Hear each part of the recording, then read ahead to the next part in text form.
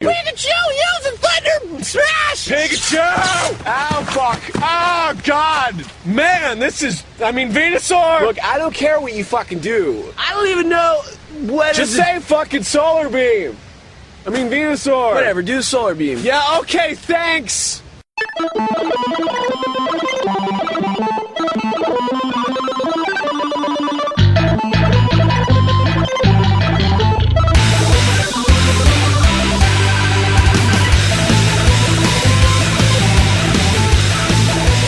Hello and welcome to another episode of the Rollin' 20s. We are the show that thinks that Justin Bieber is the best disguise the Joker ever had. I am Jeremy. Steve. Jesse. That one's almost topical. Remember, you can subscribe to this show and several others in the MSP library at missionstarpodcast.com. You can subscribe to us on iTunes and on Stitcher. Like Mission Star Podcast on Facebook. Follow us on Twitter at the Rolling 20s. The music we use for intro and outro is by Machine Supremacy. You can find their music for free download for the most part at machinesupremacy.com, with their latest couple of albums available on iTunes. At the beginning of the show, you heard a clip of Poke Awesome on YouTube. You'll find a link to that in the show. Man, the weather just freaks me out. You know, it's been like in the 80s down here.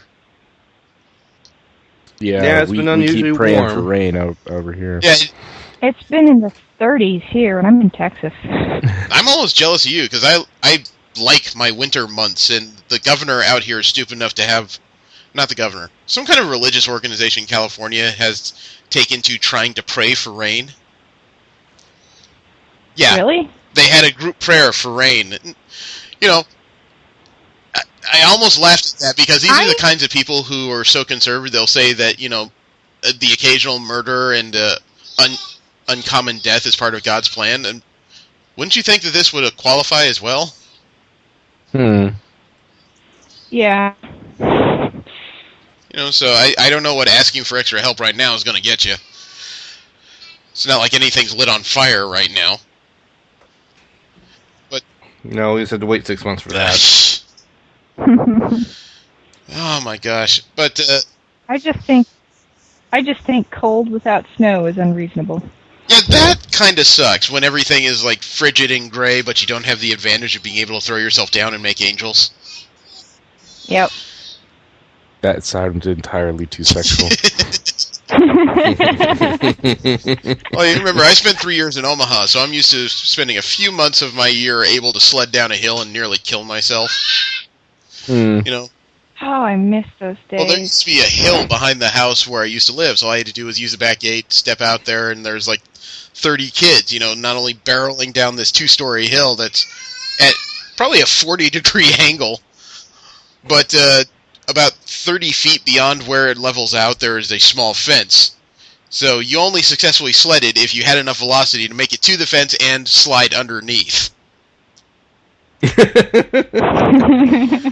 You know, this is the 80s and we weren't that bright way back when. I'm pretty sure that a couple people caused themselves concussions. Because it was one of those things where after they smacked themselves, of course, we had to drag them back up the hill and let them sit for a while. Not because we were concerned, but because they were in our way. Mm-hmm. Priorities. Yeah, really. Hey, it was Nebraska. There wasn't much to do other than break corn. We had a conversation last week wherein we had another bad recording. So we switched recording programs, but we're going to do a dual discussion here regarding the third volume of X-Force and the second volume of the New 52 Aquaman, which has turned out to be a much different read than I expected. But we'll get into all that hilarity. Alright, we're going to start our day like we usually do with our Kickstarter corner. The band whose music we've been using for a while now, Machine Supremacy, their World Tour fundraiser finally ended. They ended up with 356 backers. They had no goal for it, but they did get up to 37,088 euros, giving them a 12-country tour starting next year. That's just... wow. Not only that, I guess you could say this is a fast track because their tour starts in May. They're going to Finland, Russia, Sweden, Norway, Denmark, the United Kingdom, Germany, the Netherlands, Poland, Belgium, the Czech Republic, and France. France has got to be the most expensive out of all of those. I would. Why? Something about arrogance and cheese just makes it that way. I don't know. But, you know, as soon as they go in there, the club owner has to surrender. I think it's a state law. You know, obviously this has gone better for them than I think a lot of people thought it would for a small band. I'm still amazed that not as many people heard of them. I mean, a Swedish metal band that uses chiptunes, that's like two different crowds you would think would be interested in this band. Right? So, wish I could see it. Something else that ended recently is probably one of the most hilarious things we've ever heard of, because it's Power Up 3.0, the smartphone-controlled paper airplane. Shai Gotian of New York, created a simple device for about $60, I think. It is a receiver and motor you can attach to a paper airplane and use your cell phone and fly it as if it's a drone in a 70s anime, getting ready to combine with a giant robot. It ended on... It ended just yesterday, actually, on the 24th of January. Had 21,412 backers, a simple goal of $50,000. It ended at $1,232,612. Jesus. Wow. That is insane. Yeah, this is apparently one of those things that where he just reconnected with people's inner child all over again. I mean, is it... Hey, nothing wrong with an inner child. No, it's just, it says it's a 3.0, so I wonder if there were a couple other projects prior that either he just started out of a garage or didn't happen, because this is Gotian's first Kickstarter. And for a first shot, I'd say it went rather well. I'm still a little confused when in the description it says that the charge on the battery is only good for 10 charges, because that means if you give this to a child, this thing would wear out pretty quickly. But, hey, you know, he succeeded. There's nothing other than saying that he succeeded. I suspect not a lot of actual children are going to be using these. Probably just large children. Otherwise known as adults. I'm more and more 10-year-olds with cell phones, which means they could use their device on their own if somebody gets it for them. Well, yeah, I know. But you know that the dad or uncle is going to gift it to their kid and then is going to end up playing with it more than... the kid does. Just like they do with Taiwanese hookers? Sure. Why is this sudden image of the sun being blacked out as hundreds of these things are flying to the schoolyard? You know that somebody from the NRA, their first project with it's going to be to figure out how to arm it. Oh, well. That shouldn't be difficult. Well, power to him. Something else that ended on January 8th was Fire and Bone. Tiny digitally captured Wow. It is early. Tiny digitally captured metal animal skulls. Fulfill your mini taxidermy needs by getting miniature skulls of all kinds of animals. I want to say in about probably an 8th or 16th scale, depending on. They can be put in bronze, silver, or gold and put on small pedestals, or put on chains that you can wear around your neck and really scare your other animals in the house. This ended on January 8th at 2,391 backers, a goal of $8,000. They ended at $151,877. They have found their fan base, obviously. I mean, if they only wanted $8,000 to get started, no, for $151,000, you can basically do everything but open up a brick and mortar shop. Might even be able to do that if they do it, cheaper. I would say a product like this, you would probably just want to go direct to consumer, because I don't know what people would say if you open up a shop and all there is a window lined with small metal animal skulls. Yeah, it's true. Such a niche. Thing. I wouldn't even say niche. It's just not something that people would want to advertise. Because if you put all this crap in a window, I'm sure that even emos would walk by and go, "Dude, that's messed up." It's a witch burn. But again, it was very successful for what they wanted. Yep. So, did they end up selling out of everything, or was there actually still a couple? There were still several brackets that were open-ended you could get into. A lot of the ones that had limits, though, were all used up, from levels from $25 all the way up to like $500. So, people wanted it, they did it. Another project that ended on January 8th was Erstwhile, Untold Tales from the Brothers Grimm. Gina Briggs of Port St. Lucie was putting together an anthology graphic novel of lesser-known stories from the Brothers Grimm. She ended with 799 backers, a goal of $25,000. Seemed like she was going to stay about $5,000 beneath her goal, but at the end, she got $30,142. She got that last bump of people who were looking for a new book. Nice.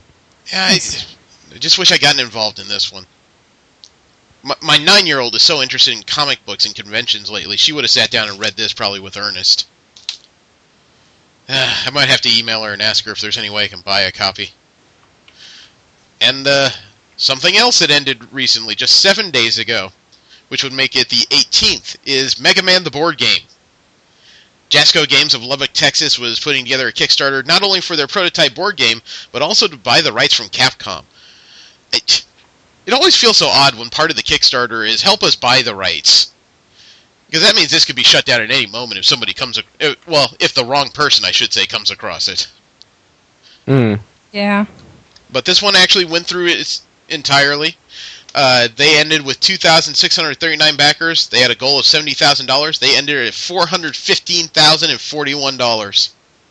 Nice. So they will probably be able to purchase those rights. They might even be able to up the price of those rights and beg. They didn't hit all their stretch goals, though. They had stretch goals all the way up to $440,000. 5. Oh, I thought they even had one at 500. Not one that's listed here. You know, I think it was a special stretch goal. They hadn't announced what it was, but they were basically saying we have something big planned for 500. Well, they didn't get that far. They didn't even get all the backers stretch goals. You know, just by content of backers. They didn't get that far either. Yeah. Well, to be honest, that one helps, but it's not essential. Not usually. I always wonder why people will do that, because it's not like the number of backers is going to affect how much they donate. It's a curiosity to me, anyway. It might. I've been wrong before. It's just not the way I see things, that's all. Something that just came to our attention last week is Frosty Expanded Universe, some kind of sci-fi multimedia project. It involves a comic book aesthetic. I think it's some kind of card game overall. The initial, I admit, some Kickstarters I don't read all the way through. I try and get an initial idea of what it is. This one happens to involve a lot of painted and airbrush style art that involves a former pinup model named Julie Strain. She apparently was a model for a lot of these things. They have 46 hours left. This ends in just a couple days. They have 41 backers, a goal of $1,000. They currently sit at $2,052. This is being done by Bobby Ray Akers Jr. of St. Peters, Missouri. I see something in here about a trading card series, so I don't exactly know what this is. Sounds like old-fashioned pinup cards, maybe. Possibly. I see trading card sets. I see Robo-Babe, Hot Rods. Yeah, I guess these are just trading cards. Interesting. Like not playing cards, like baseball cards, but with pinups? Maybe. There may be a comic book. It looks like there's some comic book expansions to this, too. But I'm not 100% certain. There are some interesting visuals, I must admit. Kind of the, 80s noirish idea of alien queens type thing. Like I said, the art drew my attention with that. Oh, there is a comic book companion to some of this. So the art was what drew my attention initially. So wait, pinups and a comic book. Alien Queen pinups, yes.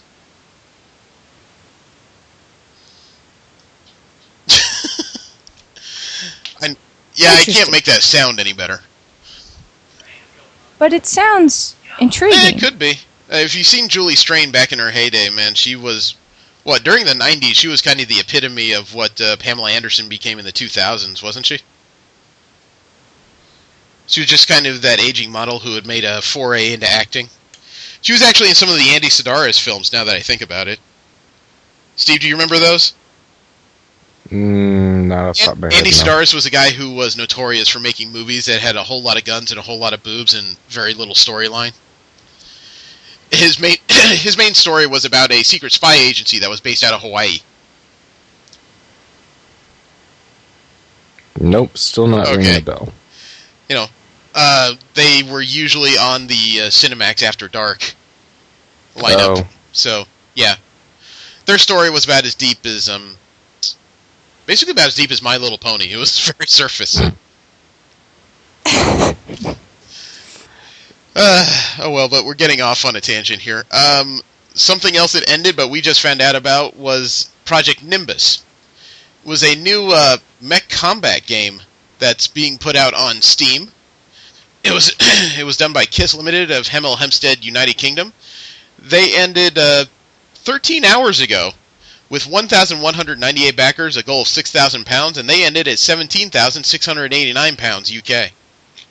Nice.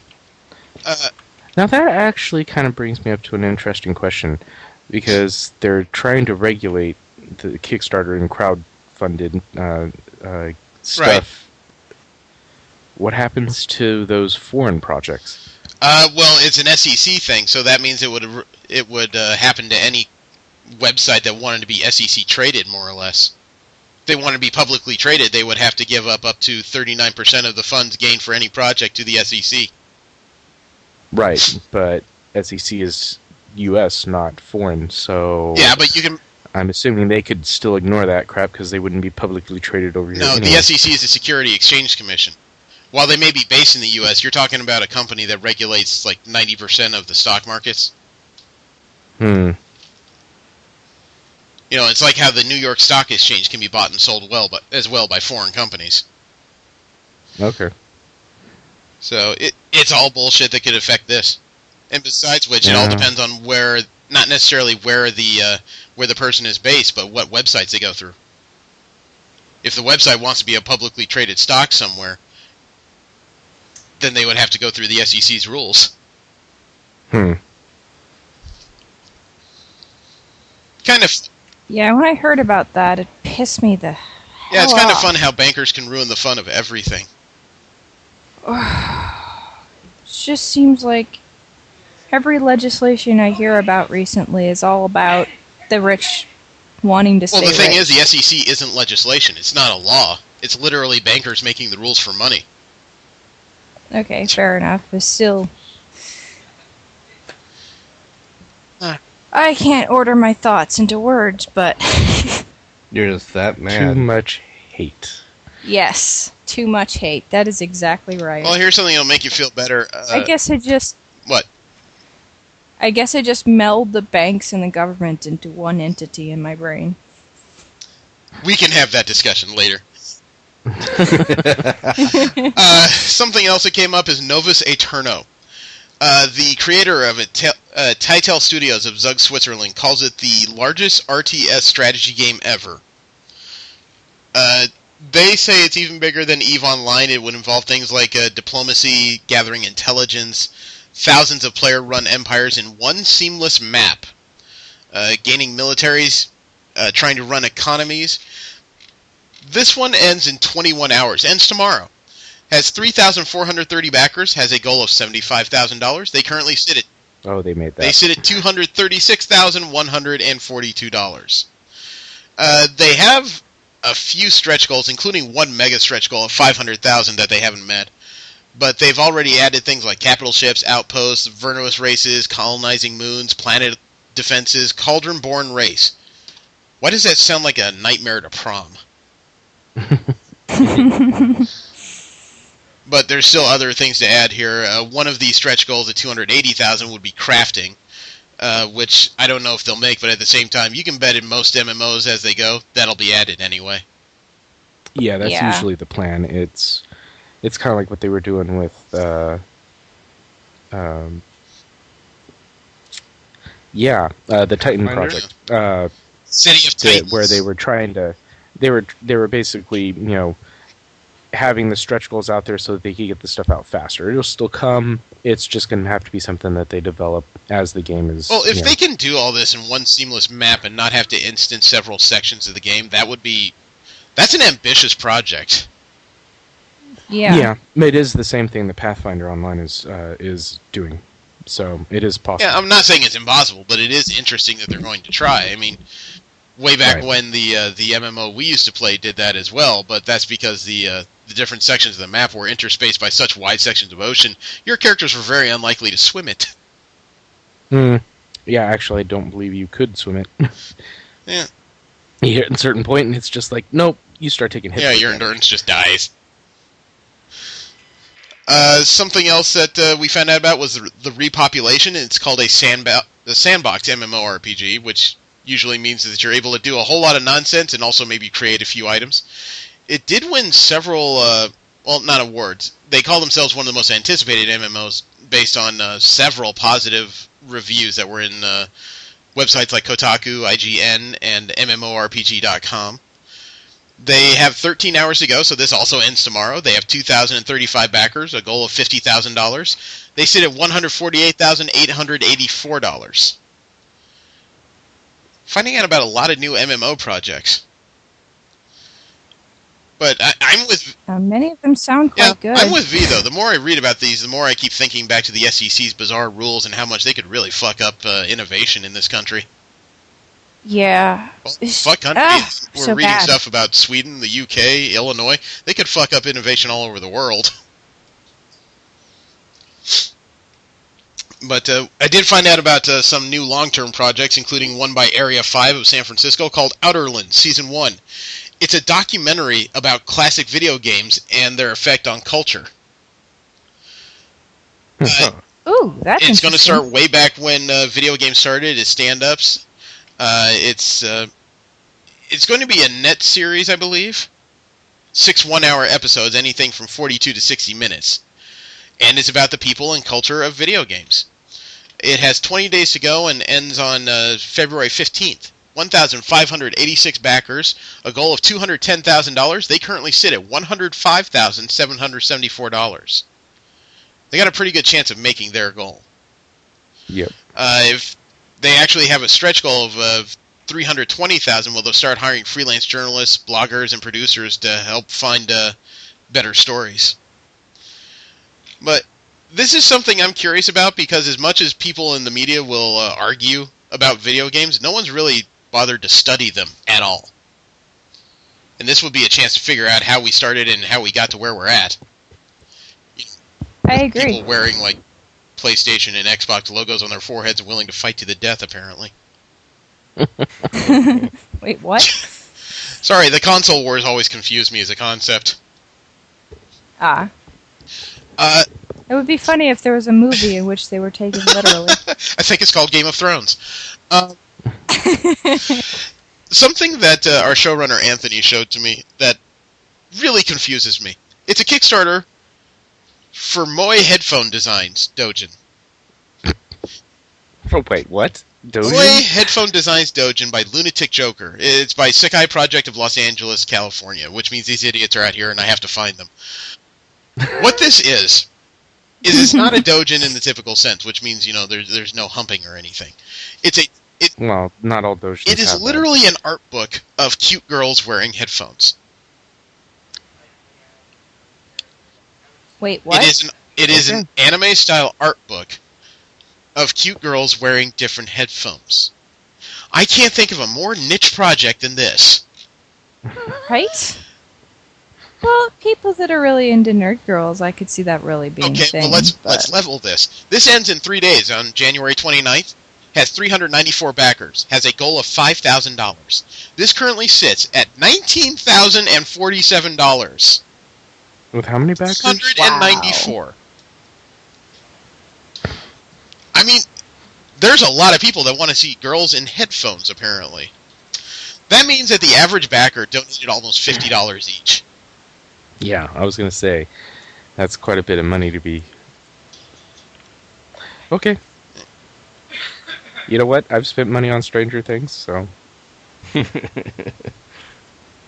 That is very true.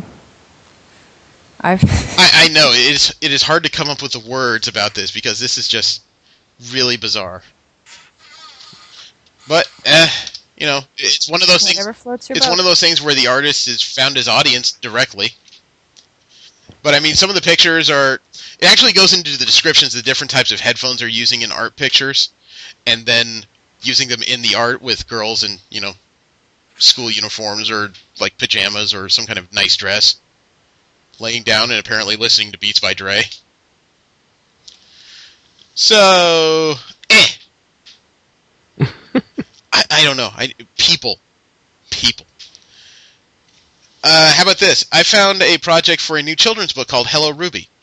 It is going to be a children's book that helps teach kids programming fundamentals through stories and kid-friendly activities.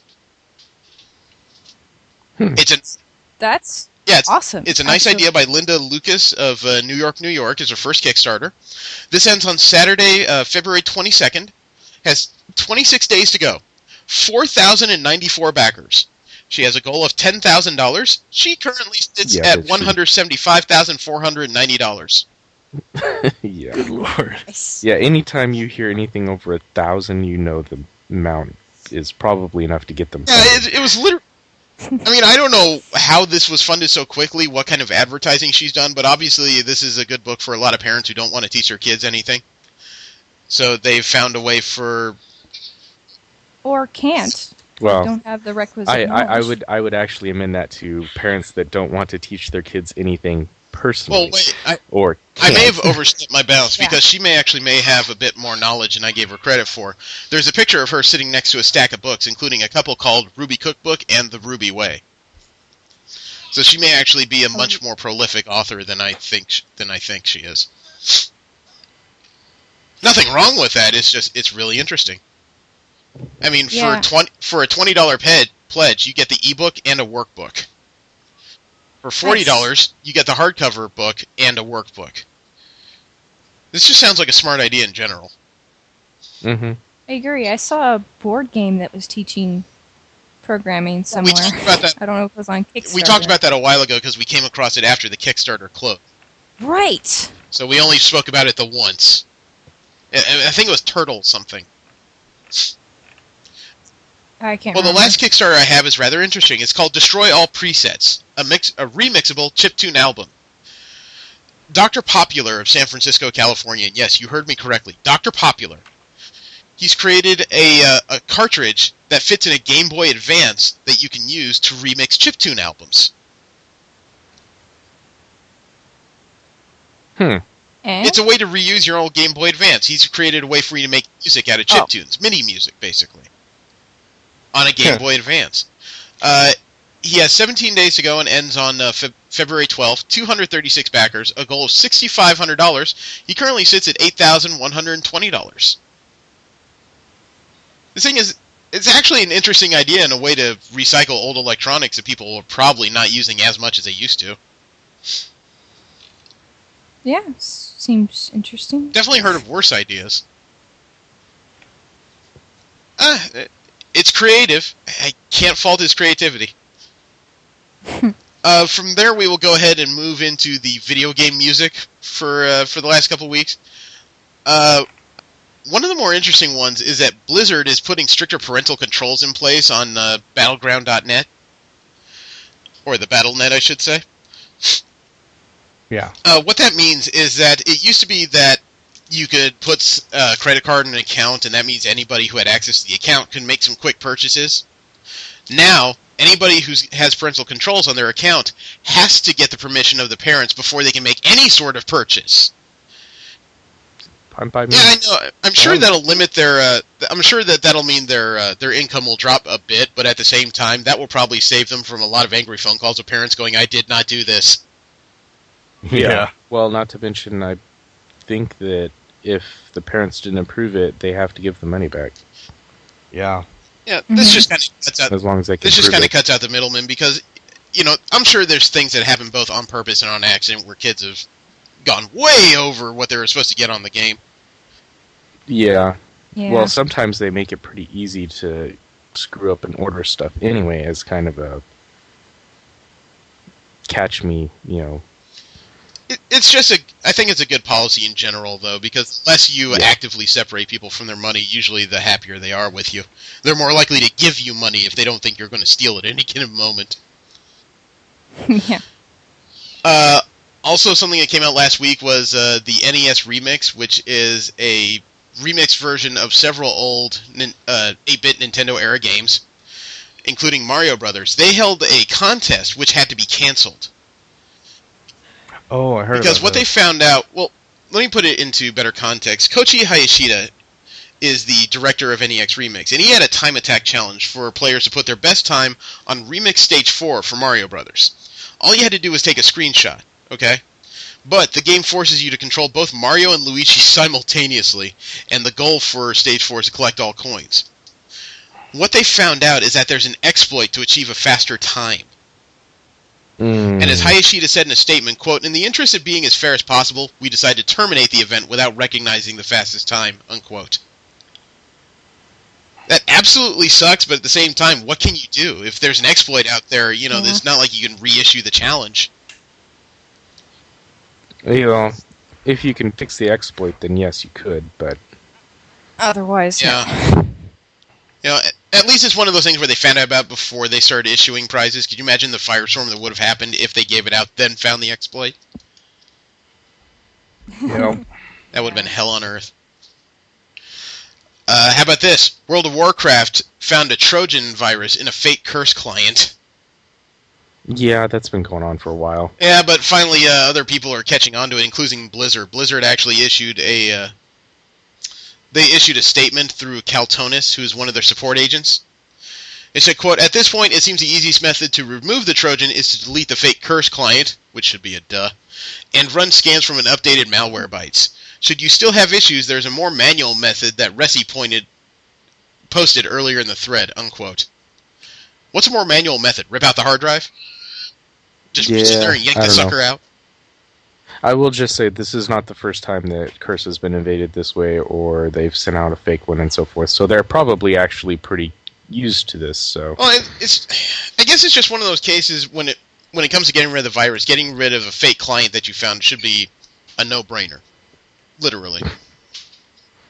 But you'd be surprised at how little common sense some of these people have. I guess, but when you have something as big as World of Warcraft, I mean, obviously someone's going to target you. It's just a given. Yeah. Also in the news was that Microsoft is dedicated to adding new features to the Xbox One, which is also kind of a duh statement. But, let me see. Larry Hribb, who's the director of Xbox Live Programming, he said in a statement, quote, "If you look back at the Xbox 360 launch, what it was in 2006 when it launched is completely different from what it is now. We didn't even have things like the party system or ability to support external storage when we launched the Xbox 360. So we are absolutely committed to adding new features to the Xbox One over the course of its lifespan," unquote. Can't say he's wrong. I mean, when the Xbox 360 and the PS3 launched, people were just bored with the 360 when it started. Then they started adding all these interesting apps and systems and ways to make it into an entertainment machine rather than just a gaming device. I guess that's one of the reasons why I haven't gotten involved in the latest round of consoles beyond just the idea that people are debugging these things for me. It's just that I haven't seen a lot of games, and I'm sure that the features in the Xbox are going to come up sooner or later. Besides which, the launch games were so damn boring for both systems. It's not another rock band. I'm not interested. Did you guys take a look at Alienware's new Steam machine concept? Yeah. Yep. Very brief. It's a very small box from what I can see. Well, the picture makes it look like a small box, but the prototype that Alienware showed off had a glowing valve symbol, glowing Alienware head like they do.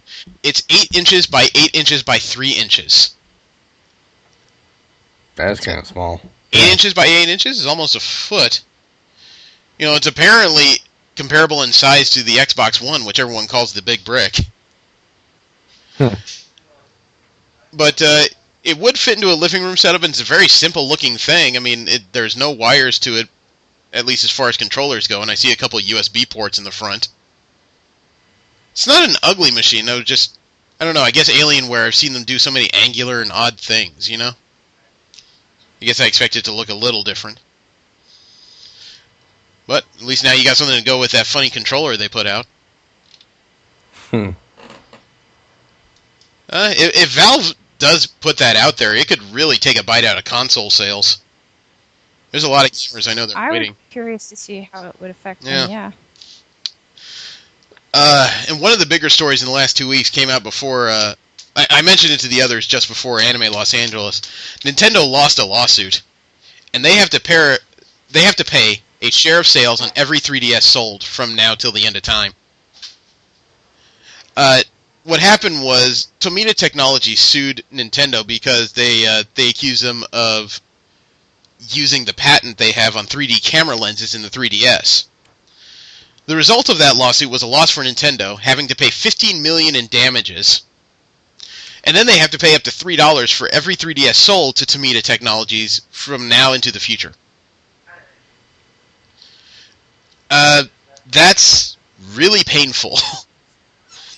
I mean, console sales generally, companies don't make a lot of money in general. Sometimes they even take a loss on selling consoles because they make more money on the development of video games. So I wonder if there's any money left for Nintendo to technically make in the 3DS at this point. I don't know. Do they make a lot of money on it now? I would guess not. The 3DS has been kind of a lukewarm thing since it started. The 3D aspect of it, the fact that it worked without glasses, it works fairly well, but it was known to cause eye strain and headaches in people after a certain amount of time. And I've heard people complain that the camera is awful. As a matter of fact, in the article I read, they actually asked at the bottom, do you take Tomita Technology side or do you take Nintendo's?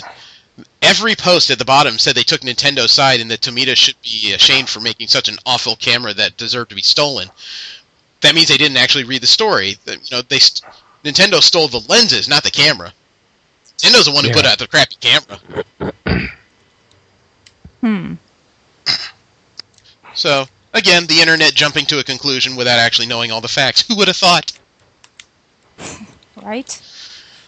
And did you guys have a chance to check out the comparison between the PS4 and PS3 launches of Tomb Raider? Yeah, I saw that. Yes. It is a wide difference, isn't it? It looks... I was a lot more detail. The color just got no more vibrant. Yeah, I enjoyed the hell out of Tomb Raider on the 360. I thought it was a very tight, very well thought out game for the most part. But yeah, I played it on the PC. And but the character models did look slightly inhuman. But the jump from the PS3 to the PS4, Lara Croft looks like a completely different individual.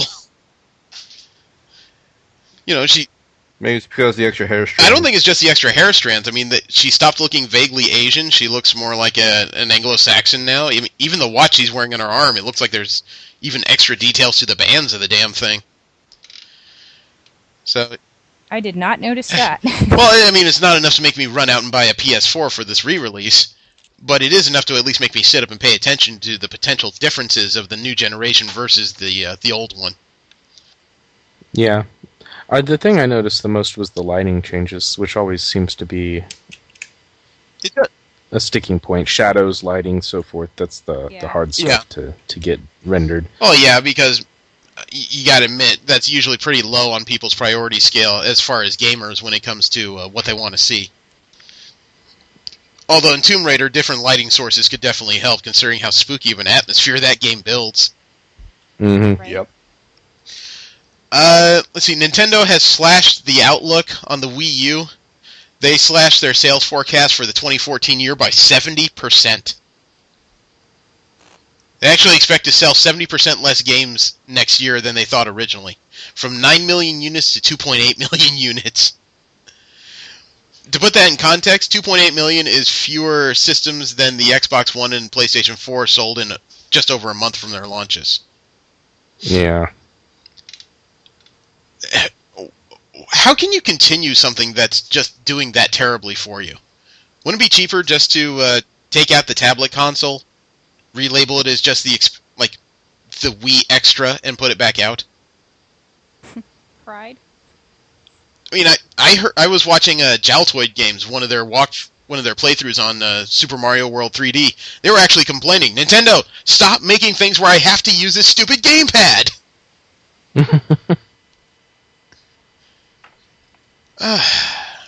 I never understood the idea of packaging a tablet with a system anyway. And that's what that thing realistically is. It's a tablet with a D-pad. Yeah, I don't know. I can't even say that Nintendo has been doing gimmick controllers and whatnot, recently, because they've been doing them all along, but it just, their quality, for me, just seems to have dropped. I think it's because of the loss... you finish your thought, V.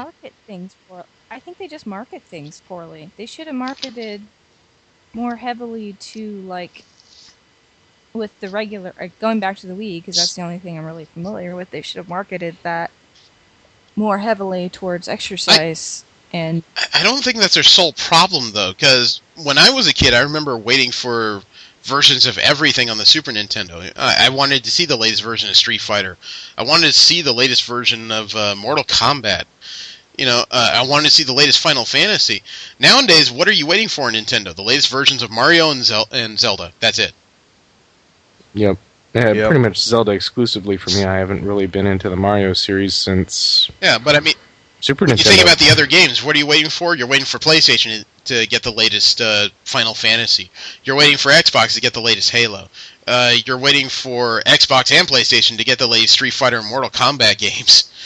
All the interesting third-party licensing are ending up on other systems because the other systems have vastly more power and they're better able to show off their product. Well, that and Nintendo specifically stepped away from the more violent games. Yeah, because we've all seen how much tree huggers video gamers are. After all, we're the ones blamed every time someone goes shooting somebody in a schoolyard these days. Happier news. Us and Marilyn Manson. Yeah, that's somebody I want to share tea with. Actually, I would love to share tea with him. What about the A? What? Never mind. Disney did not renew the license on the Star Wars 1313 development game.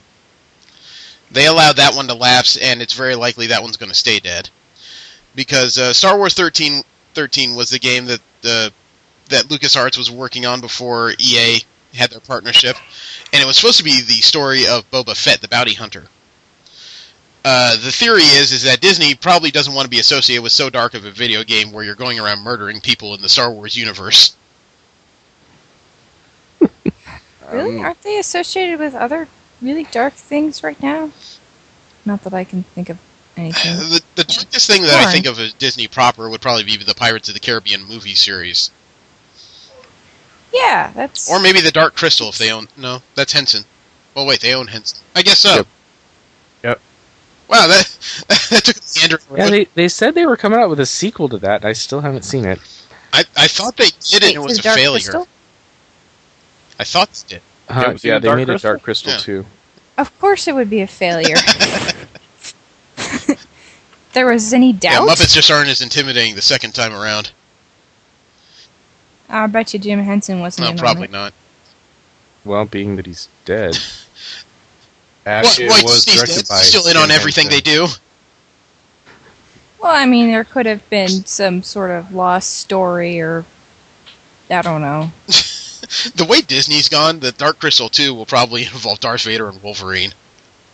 To be fair, I didn't know he was dead. I forget that people die sometimes. Boy, I wish I could. How about this? The creators of a 3D cart that you can use to put in a memory card so you can play pirated games on a 3DS, they actually have anti-piracy technology on this cart. Now, well, who better to thwart other pirates than the pirates? The company creates gateway flash cards. Okay, so you plug in a mini SD card into this thing with a ROM on it. You put it in your 3DS. There you are. You're playing pirated games. Now, if you if you modify the ROM on this gateway card, the implanted code will cause a 3DS to brick. In other words, we created this thing for a specific piracy. If you try to pirate the piracy, then you're getting pirated. Lol. What the I mean, the story on Screw Attack was kind of funny because they called them probably the biggest hypocrites in gaming. Which is kind of an apt description when you think about what this thing is made to do and the fact that they don't want you to do anything else to it. Well, again, who would know better how to thwart other pirates than the people that are doing it? How's this for an odd story? You know how Apple has Siri, probably one of the most annoying personal assistants ever? Uh-huh. Let alone one that doesn't understand everything you try to ask her. How would you like to ask similar questions to Google? They're creating a Google Assistant that was functioned similarly to Siri. Hopefully, when they say similarly, I hope they mean function. It's not going to ask you anything in a computerized, monotone voice like Siri does. Google is basing their assistant on Cortana from the Halo series. With the same voice actress. The Cortana assistant is going to make their first appearances on Nokia Lumia devices in April. That would be different. I just kind of hope every time I ask you something, this, half-naked girl doesn't pop up in the screen, because I'd hate to have to explain that to somebody. Oh, come on. There's enough people that play Halo that wouldn't... Someone tells me And even the people that don't know, half of them would be going, dude, that's pretty cool. Where'd you get that? Some of them would. The woman I share a wall with would probably be a little bit put off. Not safe for work? Yeah, I don't think so. And the last part I have in video game news. The most expensive video game ever sold just yesterday, on January 25th. There's an eBay auction I'm looking at for one of the Nintendo World Championship cartridges. You guys remember that competition way back when Super Mario Bros. 3 debuted? No. There was a Nintendo World Championship, and for that competition, instead of making multiple carts that they would cart in and out of machines, which would obviously ruin the flow of it as you turn things off, turn them on, and all that, what they created was a cartridge with 4 switches on it. And as you put each switch up and down, you got a different game out of the cartridge. Okay? Huh. There used to be a gold version of this that they made. They gave it away with Nintendo Power back in the day. Those were some of the most expensive video games known to man. Well, one of the actual competition cartridges has reappeared. Somebody scraped off the label and just wrote the word Mario on it. And somebody in the news surmised that somebody was probably trying to hide the treasure they had. Put it up on eBay, and in the leftovers of the label, you can clearly see the parts where the logos and text from the same gold cartridges that were put out were overlaid. So it's pretty easy to tell what this is. The switches on it just made it easier. It went up on eBay from Raleigh, North Carolina. It ended at 3 o'clock yesterday. The final tally for this thing makes it the most expensive video game ever bought at $99,902. Good lord. Fuck. I mean, it is a collector's item beyond collector's item when you have one of the actual NES World Championship cartridges. That's incredible. But the fact that this guy got nearly $100,000 for it? That's... Somebody needs to buy me a house. I mean, I swear to frickin' God. That is awesome, though. I did not know you could get cartridges graded the same way you get comic books graded, though. I would never have thought of that either. Wow. People and the stuff they can use money for. From there, we'll move into Marvel Media News. And there was actually a lot of Marvel Media News. The biggest one in the last couple of weeks was that we found out that Paul Rudd is Scott Lang for the Ant-Man movie. And the reason why we found that out was because back on January 13th, it was announced that Michael Douglas is going to be Hank Pym.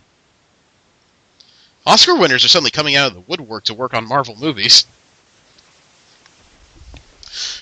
Some people are upset because they wanted Hank Pym to be Ant-Man. They wanted him to be involved somehow in the movie version of Ultron and all that. I I was reminded that Hank Pym in the comic books has kind of an unfortunate history, including some bipolar disorder and one instance where he beat his wife, Janet Van Dyne, the Wasp. So, Yep. Moving on to the guy who's a former thief who stole the Ant-Man costume. Makes perfect sense. Yeah. They would. Moving on to the guy who stole the Ant-Man costume to help his daughter with a heart defect. That's probably a better idea on Marvel's part. But in addition to everything else, because the Man of Steel moved from 2015 to 2016, well, Marvel just took the opportunity to move Ant-Man into the old Man of Steel slot, opening July 17th of 2015.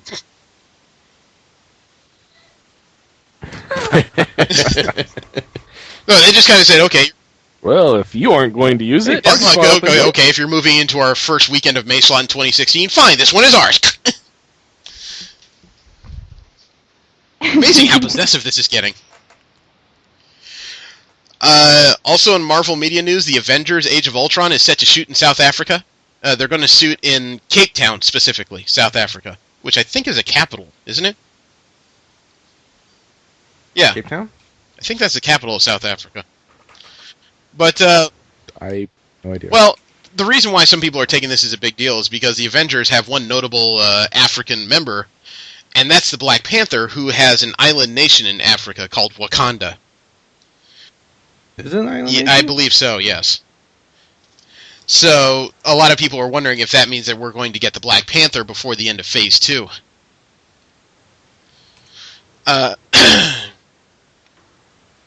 So, in another bit of Age of Ultron news, Jeremy Renner confirmed that he's received a copy of the script, but he's not revealing anything from it anytime soon.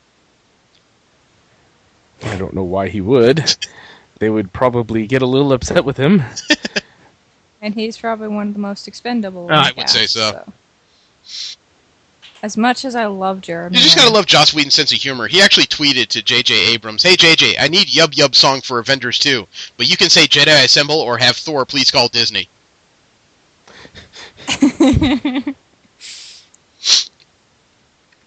Also in Age of Ultron news, they cast a Baron von Strucker,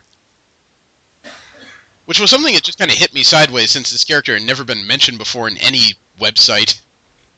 Yeah. But they got Thomas Kretschmann, who's been working on the Dracula TV series, to join the cast as Baron Wolfgang von Strucker.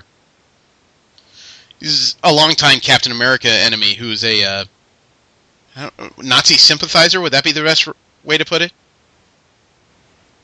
Not entirely. Oh, he's German, and his I think his right hand was replaced by a device called Satan's Claw, this big red armored construct that throws energy and has all kinds of funny effects to it. I've never been big on that particular Captain America enemy, but you can bet a lot of comic fans will go crazy. As a minor piece of the Dark World news, comicbookmovie.com found a bunch of unused concept art featuring different characters that could have been used in Thor: The Dark World.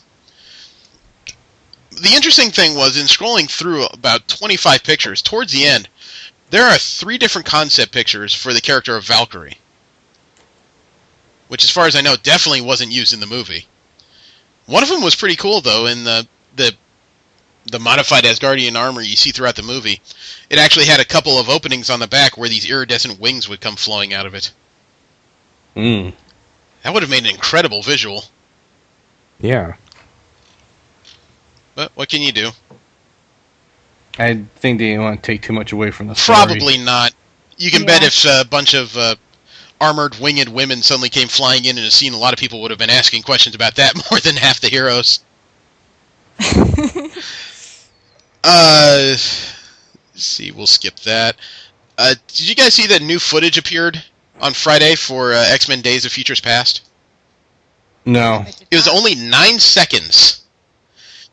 9 seconds. It popped out from Empire Magazine, I think on their Twitter feed on January 24th. But the thing that makes this special... Oh, I'm sorry, it was on the Instagram account.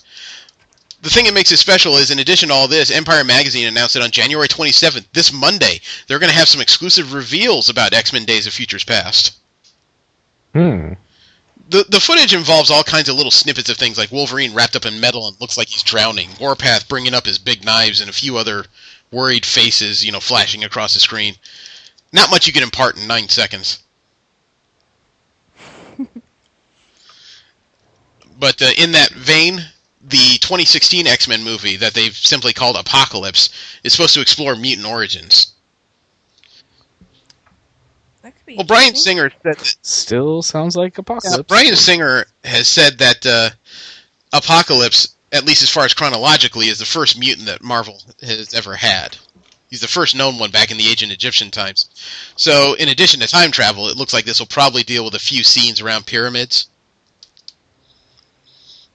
Wouldn't it So, be back to interesting if Egypt? there was an entire superhero movie that took place in the past? Captain America did. No. this I true? mean, way in the past. Like, We- more than just the past 200 years. We've all seen the past. Conan the Barbarian film. Well, actually, I haven't, but that is a good point. Conan, what is best in life?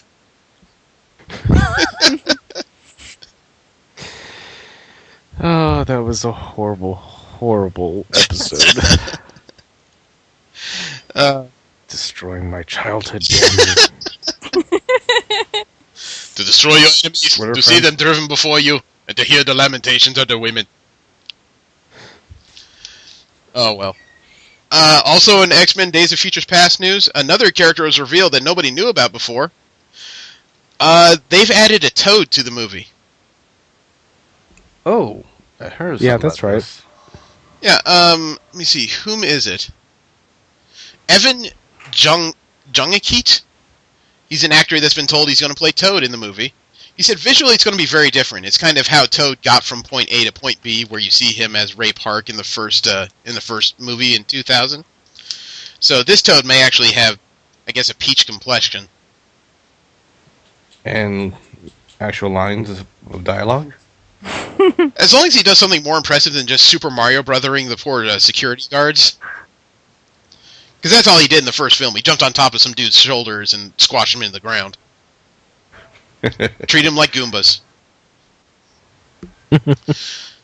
I don't like this teaser. Because of viral marketing, there's a Daily Bugle website that Sony's been using to tease Amazing Spider-Man 2.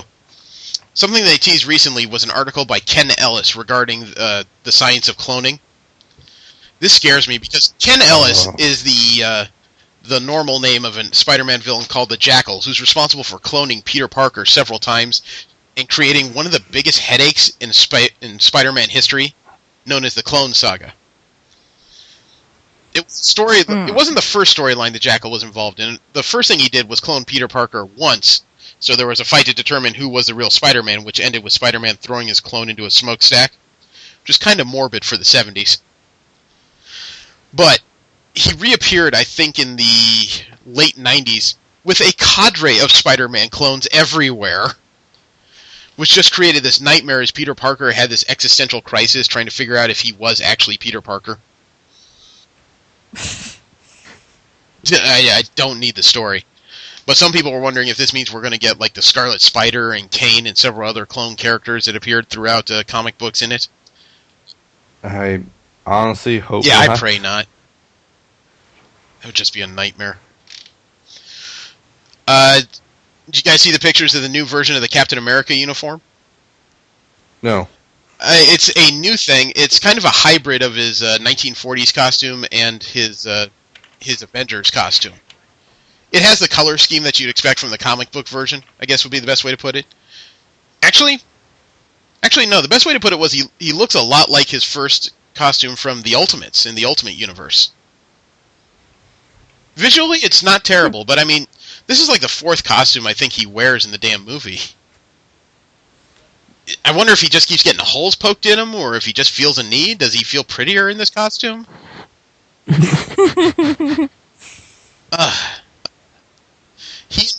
Or he could be just as annoyed as you are about as they keep giving him stuff to Dude, wear. if he jumps on a wrecking ball naked and starts swinging back and forth, I'm out.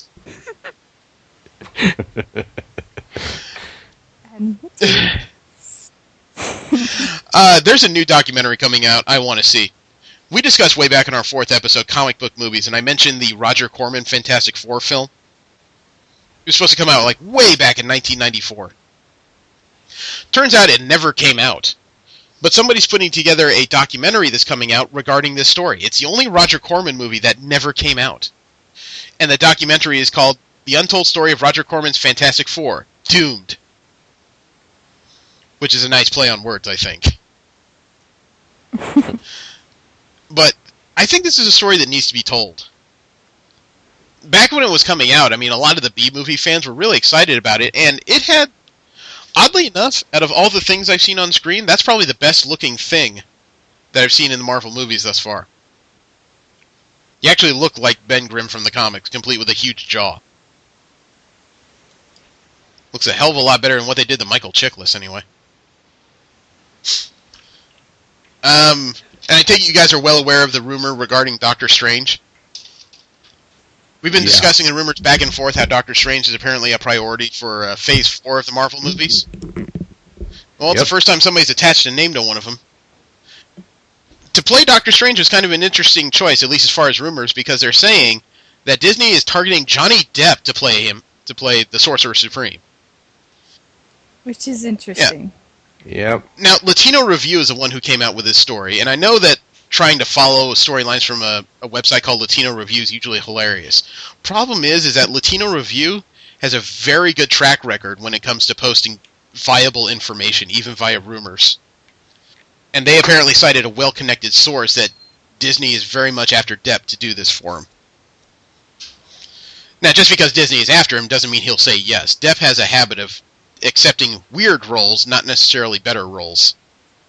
Well, stuff that he's interested in, we'll put it like that. The other thing kind of working against is that it's kind of notorious that Depp hates doing sequels. Only if he is very entertained by a character will he even contemplate a sequel. Which explains Jack Sparrow. He loves doing Jack Sparrow. I mean, have you heard the stories about how he travels since he did those movies? No. He travels with the Jack Sparrow costume and makeup in a suitcase. Nice. Because occasionally he'll feel a need and he will put it on and just kind of wander around a bit. That's why you hear about him appearing randomly in different places as Jack Sparrow, because he literally does things on the spur of the moment. Dude, that's awesome. I mean, you guys have seen the viral video where he appeared in a classroom, right? No. It's like a year and a half ago. It was the most incredible story because what happened was Depp received a letter while he was filming Pirates of the Caribbean 4 while he was in the UK. He received a letter from a young girl. And she begged him to come and hijack her class, basically. So, while they're in the middle of class, all of a sudden the door opens, Jack Sparrow and a small cadre of pirates come in behind him, and he says, in character, he's looking for this salty little lass, and I can't remember what her name is. And he just, the teacher, is bewildered and just points her out. So he holds up the letter and says, "Did you write this?" And the whole thing is taken by cell phone video, so it's kind of mysterious as to what the kid does. But he just, he motions her to come over. He holds up the letter, introduces himself, says that she's responsible, and then for the rest of the afternoon, he had the class singing pirate shanties. Awesome. Depp has also been known to make snap appearances at hospitals, visiting kids in bed. It's like he uses the costume not just for his own entertainment, but for random charity he just feels like doing. He's a real life superhero. Just about. Mysterious costume change goes in and makes people feel better. So if they can get him to play Doctor Strange, could you imagine what would happen if he's entertained by that character? Yeah. You just find him randomly walking around the street with a gigantic cape and this huge eye amulet in his chest. Yeah, just so long as he doesn't try to reenact the fact that Stephen Strange was formerly a surgeon. I don't think he's that No, but he might walk into a hospital and Captain Jack Sparrow walk into the surgeon's room. Hang on, mate, I've got this. So that's where I left it. Moving on, there's a lot of Agents of S.H.I.E.L.D. news over the last 2 weeks. First off is that Marvel has apparently hired Bill Paxton to play a former S.H.I.E.L.D. agent named John Garrett, who's going to be joining the team for a little while. The storyline that MTV has is that John Garrett is apparently placed on the team by Nick Fury. And John Garrett is kind of the anti-Coulson. He's a guy who willingly took on cybernetic implants. And he's not as much into espionage or talking as Coulson is. He would rather blow shit up and figure it out later. 80 styles of movies. Which arguably Bill Paxton is a master of. Game over, man! But Bill Paxton's always been kind of a dynamic actor, so I think he can bring something fun. Another guest star news. Agents of S.H.I.E.L.D. is going to get an Asgardian for a little bit. Yeah. Yep. Jamie Alexander is dressing up as Sif one more time for an unknown episode of Agents of S.H.I.E.L.D. I'm so excited. Yeah, she's one of those girls that looks hot in armor, that's for sure. Yeah. Oh, they did a great job on her armor design. Yeah. It's form-fitting yet still functional. Yeah. Well, I'm excited because we barely see her character, like, in the movies. That's because you girls are always so busy drooling over Hemsworth and frickin' Hiddleston. I don't care about Hiddleston, but Hemsworth, We're in the minority of girls we talk to. I know, I guess I can see the appeal of Hiddleston, but I like manly men. Why don't you just stand up on a stage and say that? I want to see what the reaction is. I don't want tomatoes thrown at me. Tomatoes, hell, probably be bricks. You're probably right. Another guest star is that Stan Lee is going to make one of his famous cameos in Agents of S.H.I.E.L.D. Yep. I believe that's actually coming in the next episode. Not this week, next week. The episode is tentatively scheduled for the 4th of February. So we got a little bit of time. But Super Bowl week. But apparently he won't be making an appearance in Guardians of the Galaxy. Oh, that's actually that was actually 2 stories ahead, but he won't, and he explained why. Do you know why? Yes. He didn't have nothing to do with them. It's not that he had nothing to do with them necessarily, but he didn't create them. He didn't create any Guardian of the Galaxy on the current roster, so he just doesn't feel a need to appear. Right. Well, I mean, Jesse pointed out to me, too. I mean, there's been lots of Marvel movies where he has not made a cameo, so it's not really as unusual as I thought. It's just been, lately, all the blockbuster ones he's been showing up in. Well, that's not entirely the issue. It's just that... Oh, wait, which movies do you think he hasn't appeared in? He didn't appear in Blade. He didn't appear in... He didn't create, and that's also a legendary feature. That was an independent.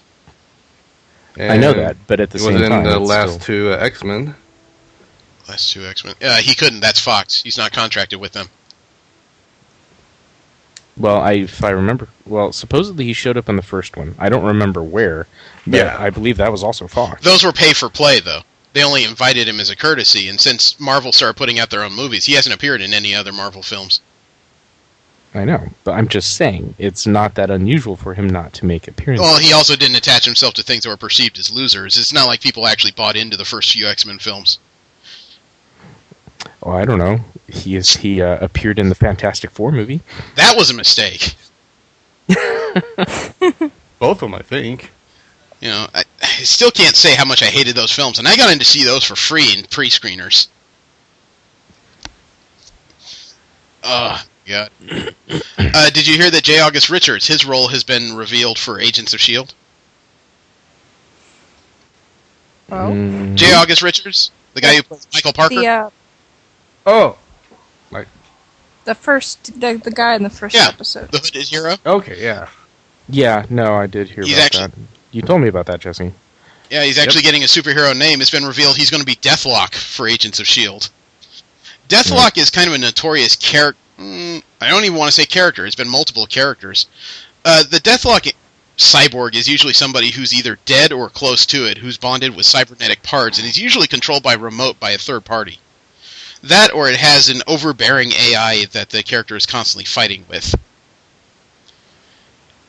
So I didn't think they would go for Deathlock. A lot of TV shows, especially comic book related, they tend to avoid any characters who have death somewhere in the name, like Slade Wilson in Teen Titans. This is kind of a heck of a step. I still don't understand why Avi Arad is not interested in Spider-Man joining the Avengers for a movie. Avi Arad is the showrunner for Marvel movies when it comes to Sony. And he actually said, quote, "I, for one, don't see the value in it for us. I think we're doing such a good job with the Spider-Man universe. Spider-Man is arguably the number one character in the world. He shouldn't make a cameo," unquote. Obviously, he's never heard of Superman. But later on, he actually had to backtrack a bit, probably because some Sony exec probably pimp-slapped him a few times. And he said, Arad later said that the idea would be possible if they found, quote, "a natural alliance for some reason. I cannot talk for Sony," unquote. Yeah, so obviously someone just dragged him into an office and punched him in the face. And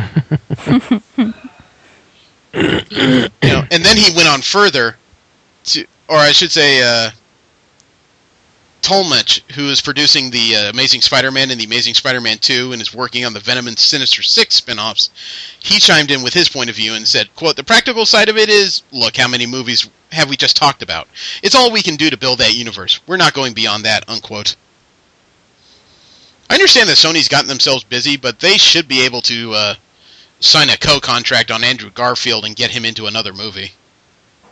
If you're working on all these spin-offs, great, you're busy, but that means Garfield may be sitting on his ass for a while, right? He can do other stuff, and cross-advertising works well in comic books. I don't see how it would hurt movies. Just having him swing by as the only cameo would be good enough.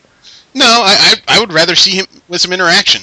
Him interacting with Captain America or Iron Man would probably be rather interesting. So you want him to be a drooling idiot? Why would I want him to be a drooling idiot? Spider-Man's as smart as Tony Stark is in a lot of respects. Yeah, but he idolizes both those characters. So? It doesn't mean he just sits there and freezes. You're talking like Ultimate Spider-Man cartoon action. I'm talking about character interaction. Something written by Joss Whedon. That would be highly entertaining. Agreed. Well, Amazing Spider-Man 3 may need a new Mary Jane. There was an actress who did several shoots for Amazing Spider-Man 2. Her name is Shailene Woodley, as Mary Jane Watson. All of her scenes were apparently removed during the editing process. Not because they hated her, just because they thought that the love triangle angle, in addition to everything else going on, was too much. Which, yeah, makes sense. Okay, the problem is, though, is that they're getting ready to shoot Amazing Spider-Man 3. Woodley, though, is very busy at this point. She's headlining a movie coming out on March 21st called Divergent, based on Veronica Ross' young adult series. And she also has a couple other projects going on, including possible sequels to Divergent, so she may be a bit too busy to reprise the role. So Sony may have put themselves in a position where they may have to find someone else.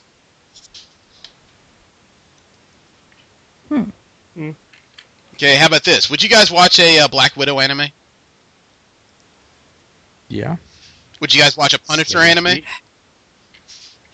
Possibly. Would you watch an anime starring these two characters together? There's going to be a lot of blood. Yeah. Well, a trailer's been released.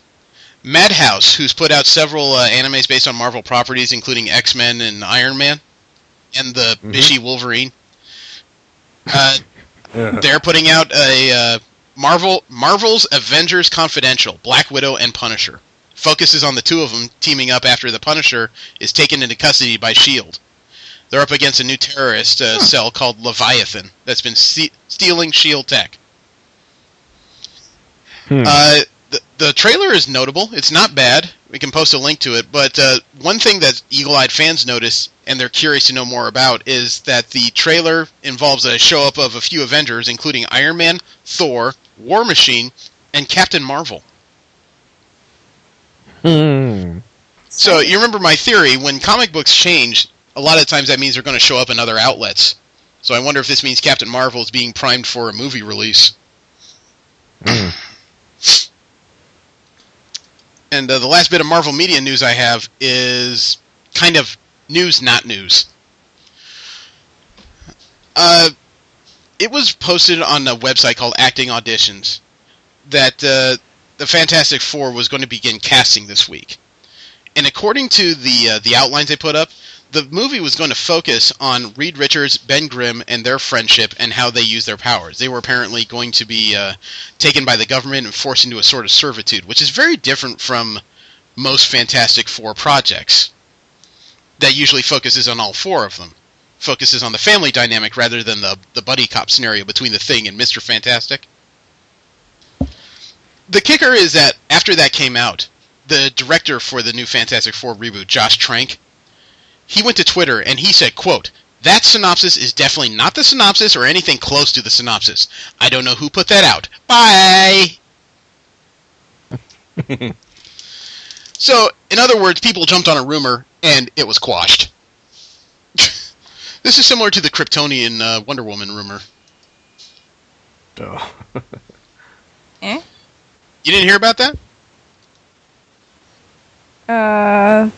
That Wonder Woman is from Krypton? Just making something up. To answer V's question, there was a rumor that came across the internet that Wonder Woman, the character of Wonder Woman in the upcoming Superman-Batman film, was going to be the descendant of a race of Kryptonians who had been on Earth for a while. In other words, they had adapted, they'd been there for a while, crossbred, probably didn't have the same weaknesses to kryptonite, and it was going to be a way to introduce them. The thing was, that was all speculation by one individual. He was just kind of throwing out ideas. Okay? I don't remember who did this. It was when somebody named Bill Ramey put it out on the website BatmanOnFilm.com, and he did it on a blog. It was just him tossing out stuff. The internet exploded over the course of a few weeks. And there were people saying that it was a terrible idea. I can't believe you're changing Wonder Woman like that. I'm never going to see the movie. It got to the point where a week and a half later, this poor guy, Ramey, had to put out another blog post that just said he was bullshitting and throwing out ideas. He had to take down the whole thing, and he was just deriding people for being morons. I bet he was frustrated. I could only imagine that a conversation could go that far out of control. It's as if Steve suddenly called me gay, and next thing I know, my picture's on TV just calling me the latest gay advocate.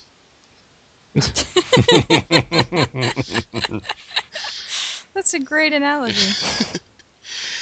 So, it's just idiots need to slow down. But speaking of Gal Gadot as Wonder Woman, she has recently signed, or it's been reported that her deal to play the character is actually a 3-movie deal. One of which includes a solo. Well, that's the speculation. Nobody has said what these movies include. Especially since that nobody has seen fit to actually do anything starring the character yet. But that does lead questions to that there's at least one movie that nobody knows what it could be. Although, presumably, it would probably be a Justice League sequel. So, it's all speculation as to what she could be in. Especially since it seems like that DC is really pushing to put like every Justice League member in the Batman-Superman movie. The worry is that she could just end up a background character in a group of other films. I worry about just go ahead and name it the pre-Justice League. Really? Because I was worried you were going to do what Facebook was going to do and just call the Justice League Batman and his bitches.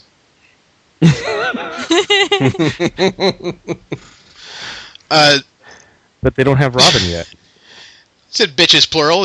I'm sure they're referring to the entirety of the league somehow. Yeah. Speaking of Batman Superman, I can't believe that DC pushed that back a year.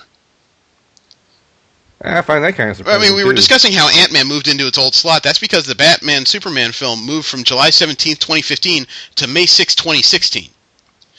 Which sets up kind of an interesting problem because a lot of the time Marvel, one of their movies by whichever studio, is usually released the first weekend in May, which is where Batman Superman has now planted itself. Mm-hmm. It's also 3 weeks away from when the X-Men Apocalypse film is supposed to open on May 27th. That's another question to me, because when you consider the average moviegoer and their interest in comic books is kind of more general than it is territorial like comic book fans are, doesn't it kind of eat into your overall profit margin if you're going to set up this movie before another anticipated sequel?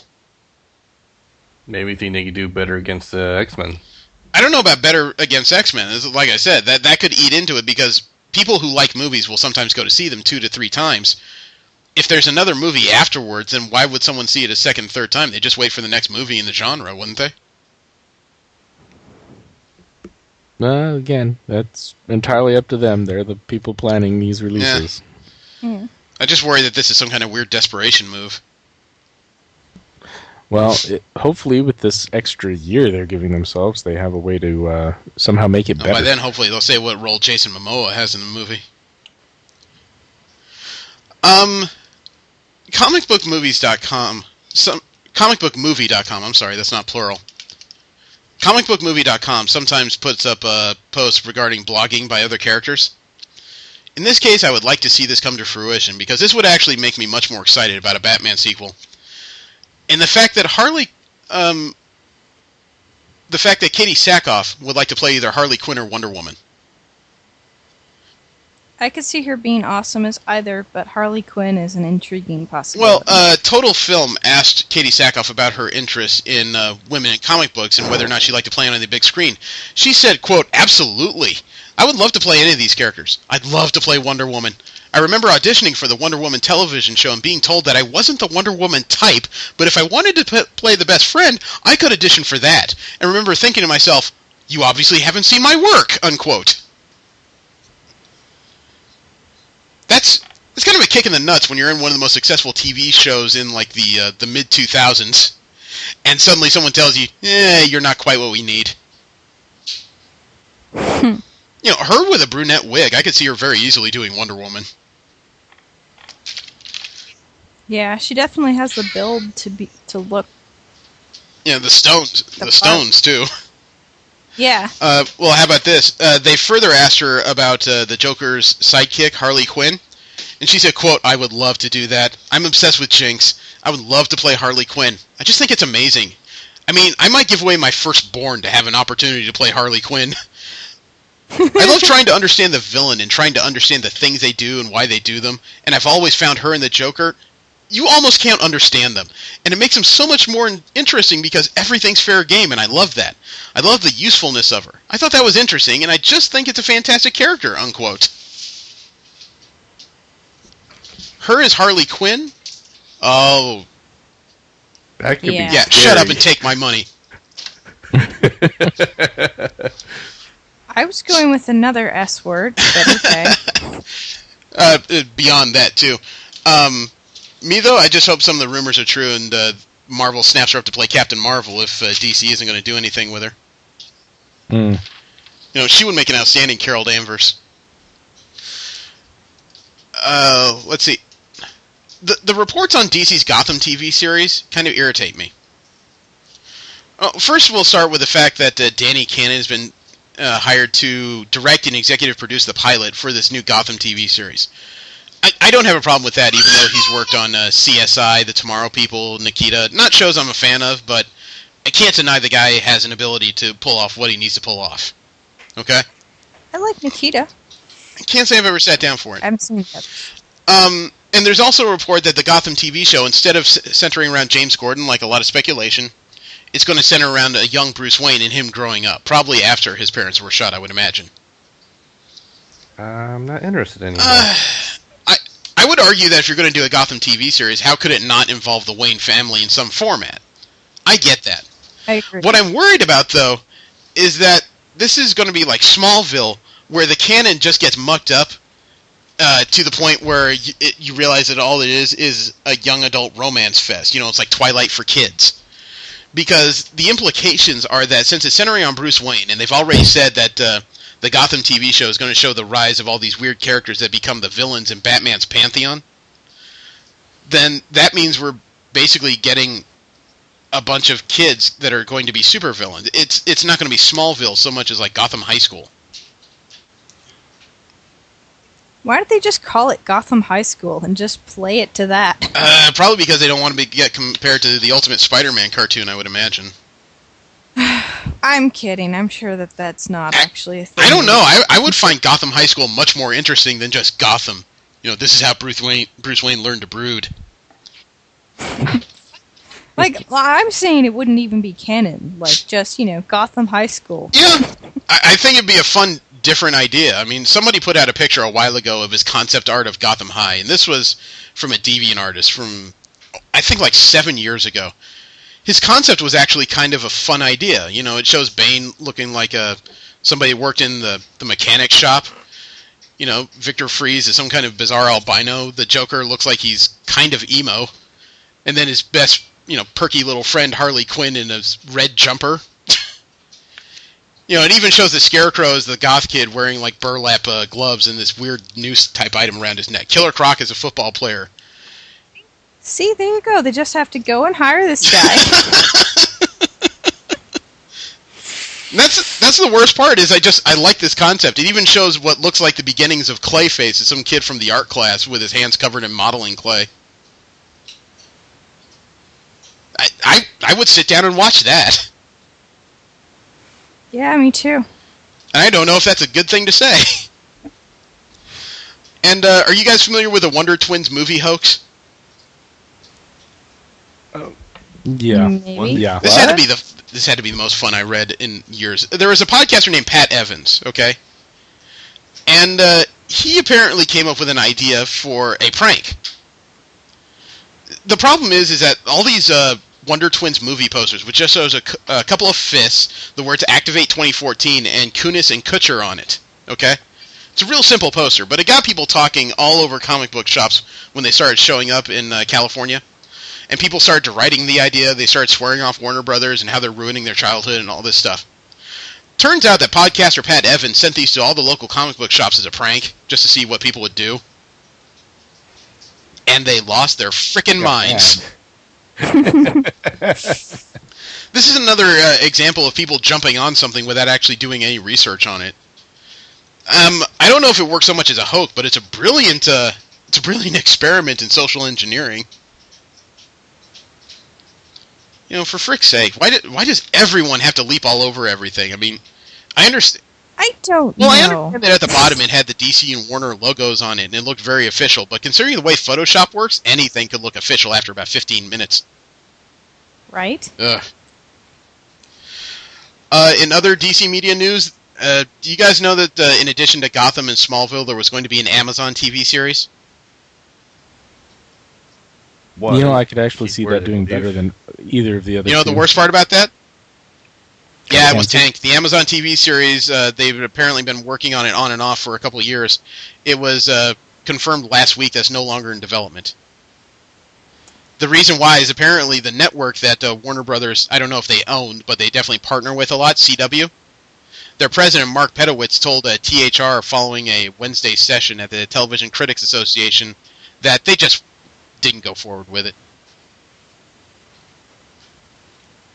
What is it about DC and their female heroines that they just can't get anything going? I don't know. Because they turned down Joss Whedon. I know you can make the same argument about Marvel, but DC definitely has some high-profile females that they could make some money off of if they put some effort behind it. But they're not doing it. No. And there's a new animated trailer that's come out for Batman, Son of Batman. Which I know sounds like, Batman ill... Was it Superman ill Batman, but no. Remember that Taiwanese kid we reported about a couple weeks ago? Yeah. No, this isn't the same thing. This is an animated version of the Son of Batman storyline, where Batman finds out that he has a son with Talia al Ghul, Damian. It's the story of how the kid became Robin. So I will put up a link to that trailer. I just hope it is better than Justice League War. I watched that last weekend. I watched that, recently, too. It was the digital release before the regular release of War on February 5th. After Flashpoint being so impressive as an animated movie, War was such a frickin' letdown. Who the hell wrote the script? I don't know. It was like it was written by angry high schoolers, frankly. The fact that Green Lantern up and called Batman a douchebag in the middle of the movie. I would expect something a little snappier than that. I'm also disappointed. As much as I like Captain Marvel, I'm disappointed he replaced Aquaman in their version of the Justice League. I hate what they did to him. But he had such an interesting origin. They just tossed that. Well, realistically, it was a lot like reading the Justice League comics back when we did that. There was a whole lot of flash, no substance really at all. There's nothing to really get you in behind any of the characters in the movie. Yeah, especially since hoping that was it just me, or did this Batman sound like the most boring Batman in animated history? He just sounded like some other actor was doing an impersonation of a comedian you heard way back when. The last bit of DC media news I have is that the Flash TV series has added 2 people to the cast. They've added, let me see, Rick Costner from The Vampire Diaries and Danielle Panabaker from Bones and Necessary Roughness. Fans of comics already know what this is about because Costner is playing supposedly Detective Eddie Thawne. Thawne is the name of Professor Zoom, a.k.a. the Reverse Flash from Flash Comics. Still one of the worst names ever. I'd rather call him Zoom than Reverse Flash. Panabaker is playing Caitlin Snow, who's supposed to be an intelligent bioengineering expert at Star Labs. Caitlin Snow is the real name of a DC villain called Killer Frost. She's been recharacterized as a heat vampire in the New 52. That's not really the way I describe anything. Yeah. In general media news, some of the best news I've heard is that Disneyland is remodeling Tomorrowland based on Star Wars Episode 7. This would make me more interested in that section of the park. I know this would piss some people off, but I like change. Change usually entertains me. And in this case, what they're doing is wow, that was loud. What they're doing in this case is that they're remodeling Tomorrowland to the point where they're taking out the People Mover and adding a full-size walkthrough of the Millennium Falcon. They're taking out Tomorrowland Terrace and replacing it with Mos Eisley Cantina. And they're taking out the Tomorrowland Autotopia and replacing it with a speeder bike ride through Ewok Village. If you are barreling through this thing at 30 miles an hour and you're constantly hearing the Yub Yub song, that would make me want to kill myself faster than the Yub Yub. Faster than Small World ride? There are people that have survived the Small World after 3 hours. I think that's my upper limit. The Yub Yub song that long? Oh yeah. Just run through my wrist with a lightsaber. I'm through. I don't know. They could just replace the Small World song with the Yub Yub song. Do it as a Small World. Okay, fuck you and the horse you rode in on. I like the Yub Yub song. Every time I think about the Yub Yub song or the It's a Small World ride, I think about that poor guy that was stuck on the boat for 3 hours. No. You guys remember that story? Yes. Oh, my God. That poor man. That poor man. You guys should listen to Hollywood Babylon once in a while. Ralph Garman does a wonderful impersonation of the guy who was stuck on that boat.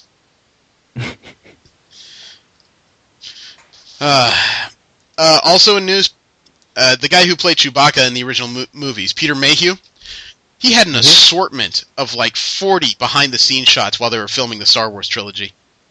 Yeah. He had some incredible photos that I don't think anyone's ever seen before.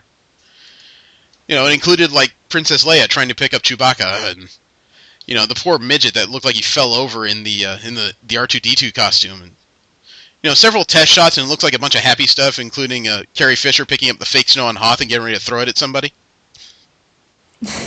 There's one picture that's very 70s and very awesome of a young Mark Hamill and Harrison Ford. It looks like going over scripts. The hair definitely says 70s. So do the boots that Hamill is wearing. The various things they did to keep C-3PO cooled down. There's one picture of the dwarf, the R2-D2 costume on a mini bike, and it looks like Peter Mayhew standing behind it, which makes him look absolutely Titanic. It's a nice group of photos that I think fans of all different depths of Star Wars can really enjoy. So I'll post that link of the gallery they put up on Newsarama. Although I am disappointed in the report that writers are apparently rewriting the script on Episode 7 to shift focus back to the original trilogy of heroes. Oh. I don't know if that means they're going to hire new actors to play those roles. I don't know if that means this movie is the one that officially hands it over to a next generation.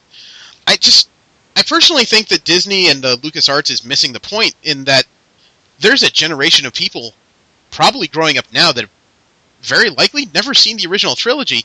You have a chance to build something brand new here. You have a chance to build around some young actors and build a whole new legacy. So I don't know if a bunch of young people are going to want to see actors in their 60s and 70s trying to pretend to probably be younger than that. Unless they're just marketing it to the old audience, which is a mistake. Yeah. You know, I mean, I understand that you guys are probably bigger Star Wars fans than I am. I think this could be an entrance point. You know, to put it in comic parlance, this could be a new number one you can sell to people who may have never seen it before. I just think that's a mistake. I hope that's not true. I mentioned it last week, but it was in the lost recording. Did any of you guys check out the Rap Viper video? No, I tried to. I couldn't. I couldn't get past 5 seconds of it. It's actually rather good. I was surprised. It was being done by a guy called Word Burglar. Last week he had his G.I. Joe themed album Welcome to Cobra Island out for free download on Bandcamp. I checked out most of the album. He does a better than average job of not just parody rap. I think he takes it semi-seriously. And he has a better than average knowledge of G.I. Joe lore. So he actually wrote a decent group of songs around the characters of the series. Let alone he did remixes, so a lot of the theme music from the old cartoon was used as background. He did pretty well.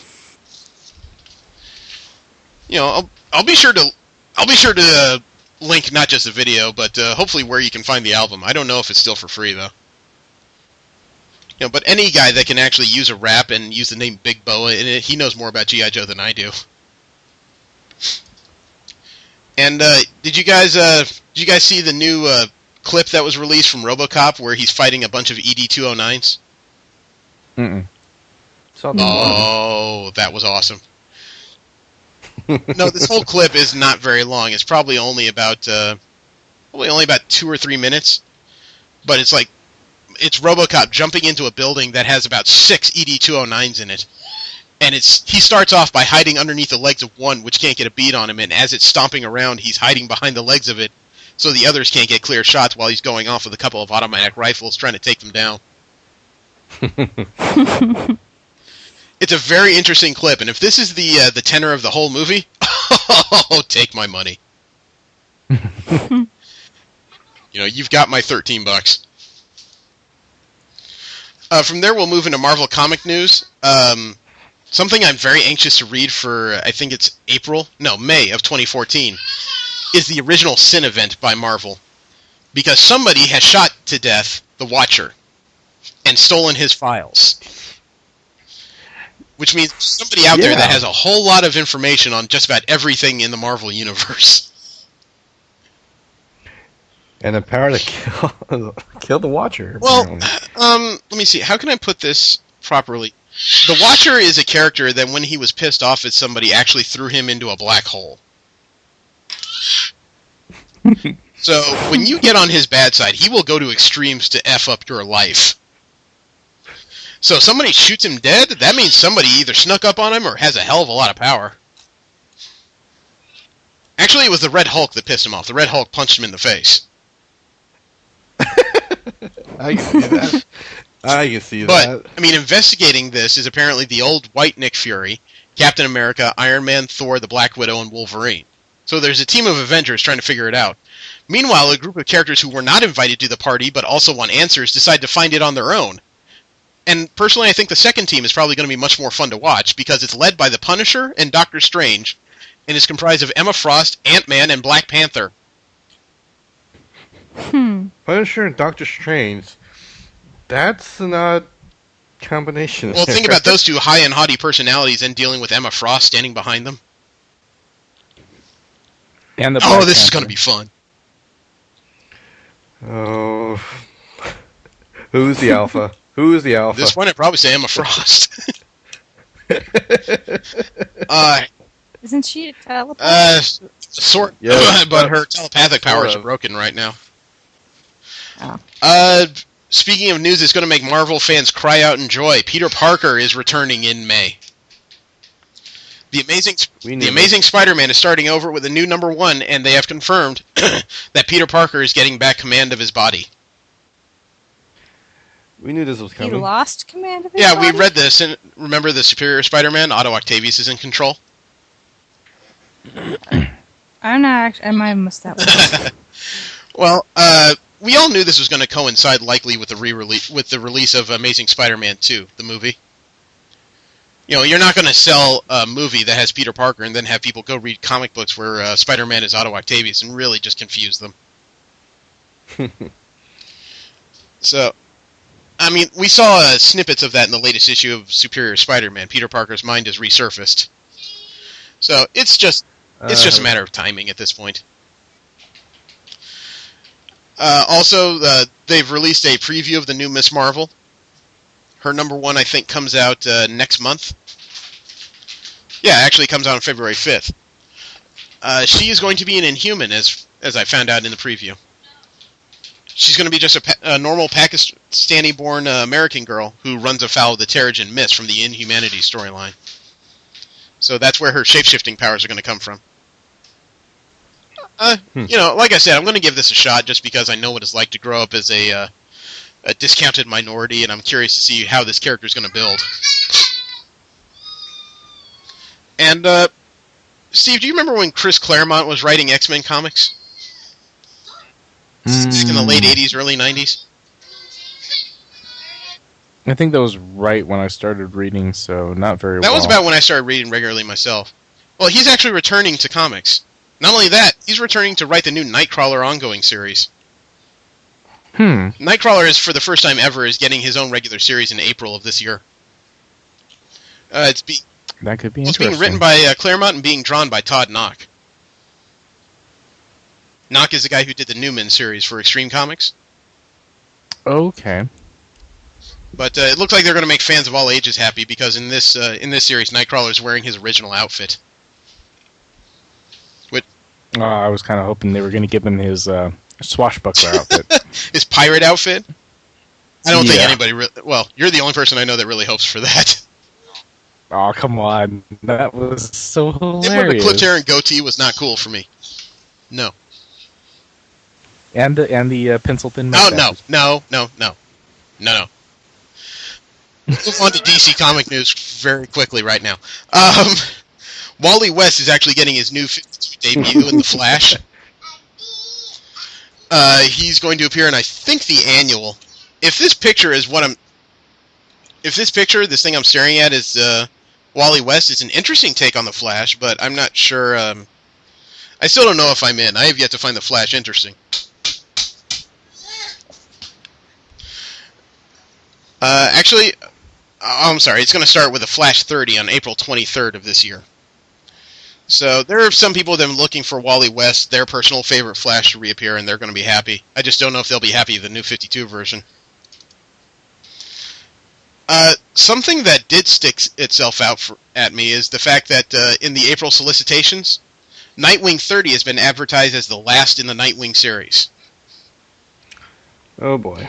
There's a lot of confusion as to what's going to happen with the character, considering in the Forever Evil storyline going on right now, his identity's been released to the world. Everyone knows who Dick Grayson is behind that mask now. There's also added confusion because, do you remember back on Thanksgiving, they released that picture of the Batman Thanksgiving? Yep. A lot of people noticed that the Nightwing in that picture had blonde hair. Yeah. Blonde? So now people are wondering, with this cancellation, does that mean Dick Grayson may actually shuffle off the mortal coil? And if he does that, how many years will it be before he returns? It's a question to ask, considering how many different cartoons they put out with Dick Grayson as Nightwing. I don't know if you want to get rid of a character that prominent. Maybe he'll be the Oracle in the new 52. Shoot him in the spine. Okay. Also, it's been reported that Sinestro is getting his own series in April. It looked like they finally took one of the ideas from Villain Month and is actually expanding on it. That's good. Sinestro, the leader of the Yellow Ring Corps, it looks like he's going to be in this without the Parallax powers anyway. But he's finally getting an ongoing, and they said that he's not going to be a hero in this series, he's just going to be Sinestro, which is all you can really hope for, really. Yeah. I don't really want to see him being a hero. Especially if this is off of a Villains Month idea. Speaking of our Aquaman's conversation today, Aquaman's getting a second series. It's the first time I can think of ever that Aquaman is getting another series. But he's going to be starring in Aquaman and the Others. So he's actually going to be involved in his own super team. That could really be pretty cool if they do it right. But that's a big if at this point. Let me see, and Jeff Johns is teasing big changes in Forever Evil and how it leads to a very different DC universe. We know it's going to lead to a 5-year jump. You know, personally, I would say the most frustrating thing about Forever Evil is you have this storyline going on where the crime syndicate's still in control of the world. Apparently the world's networks are still completely under their control. And this mini-series is still going on, yet the regular series of all these books is still happening where it seems like nothing has changed. It really kind of deadens the impact when you have this major life-changing event, but nobody's acknowledging it. Yeah.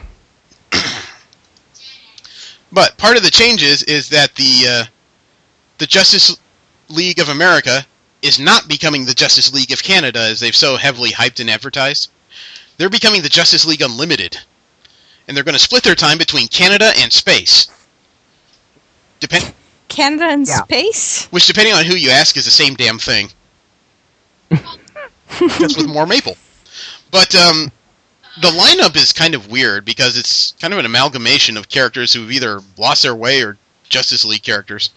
It's the Martian Manhunter, Green Arrow, Stargirl, Supergirl, Adam Strange, and Animal Man. I don't know which of those characters is supposed to be the Canadian. I think I read somewhere that the Canadian character they were talking about based on the activist is still going to appear, but I just hope there's more to it than this. But the other changes that are apparently coming out of this 5-year jump is that Lex Luthor is in the Justice League. Yeah, rather surprising. Along with Captain Cold. Yeah, the lineup they show on a supposed cover is Lex Luthor, Batman, Wonder Woman, Captain Cold, Cyborg, Aquaman, and Captain Marvel. I'm sorry, Shazam.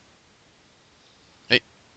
Sorry, when I read Captain Marvel, you know, that was his name. Then DC bought him and messed him up. It is kind of curious to see a Justice League lineup that doesn't involve a Superman. Sorry? And no Flash either. Yeah, it's an interesting choice. I don't know, it doesn't make me want to buy it anymore.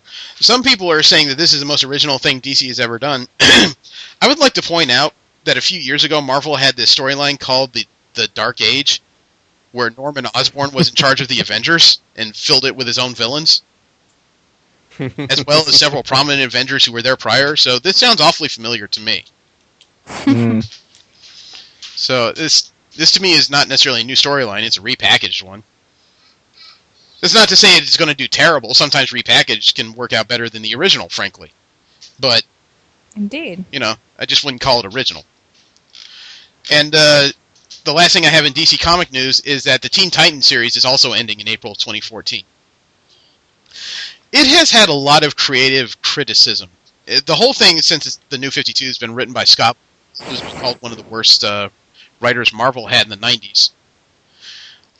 He's added several new characters, but a lot of people are not taking to the new storylines, including Kid Flash being a mass murderer from the future and Superboy being an evil... What is it? An evil child from the future of Lois Lane and Clark Kent? I was reading it for a while. It's like and I was hoping for it to get better and better. It's just like, no, this is getting worse and worse. I just eventually stopped. The origin stories I didn't really have an issue with. It's just the writing did meander an awful lot. You know, it just kind of drifted and not really advanced for several issues at a time. And then how the fact that some things about certain characters you had to, you know, pick up in other issues. Yeah, there was, not to mention, remember the early writing where they mentioned prior teams and then they had to quietly stop talking about it because there were no prior teams? You know, DC Creative kind of got on their butts. From there, we'll move into a little bit of general comic news. I don't have a whole lot other than the fact that Image has the best-selling graphic novel and comic book of last year.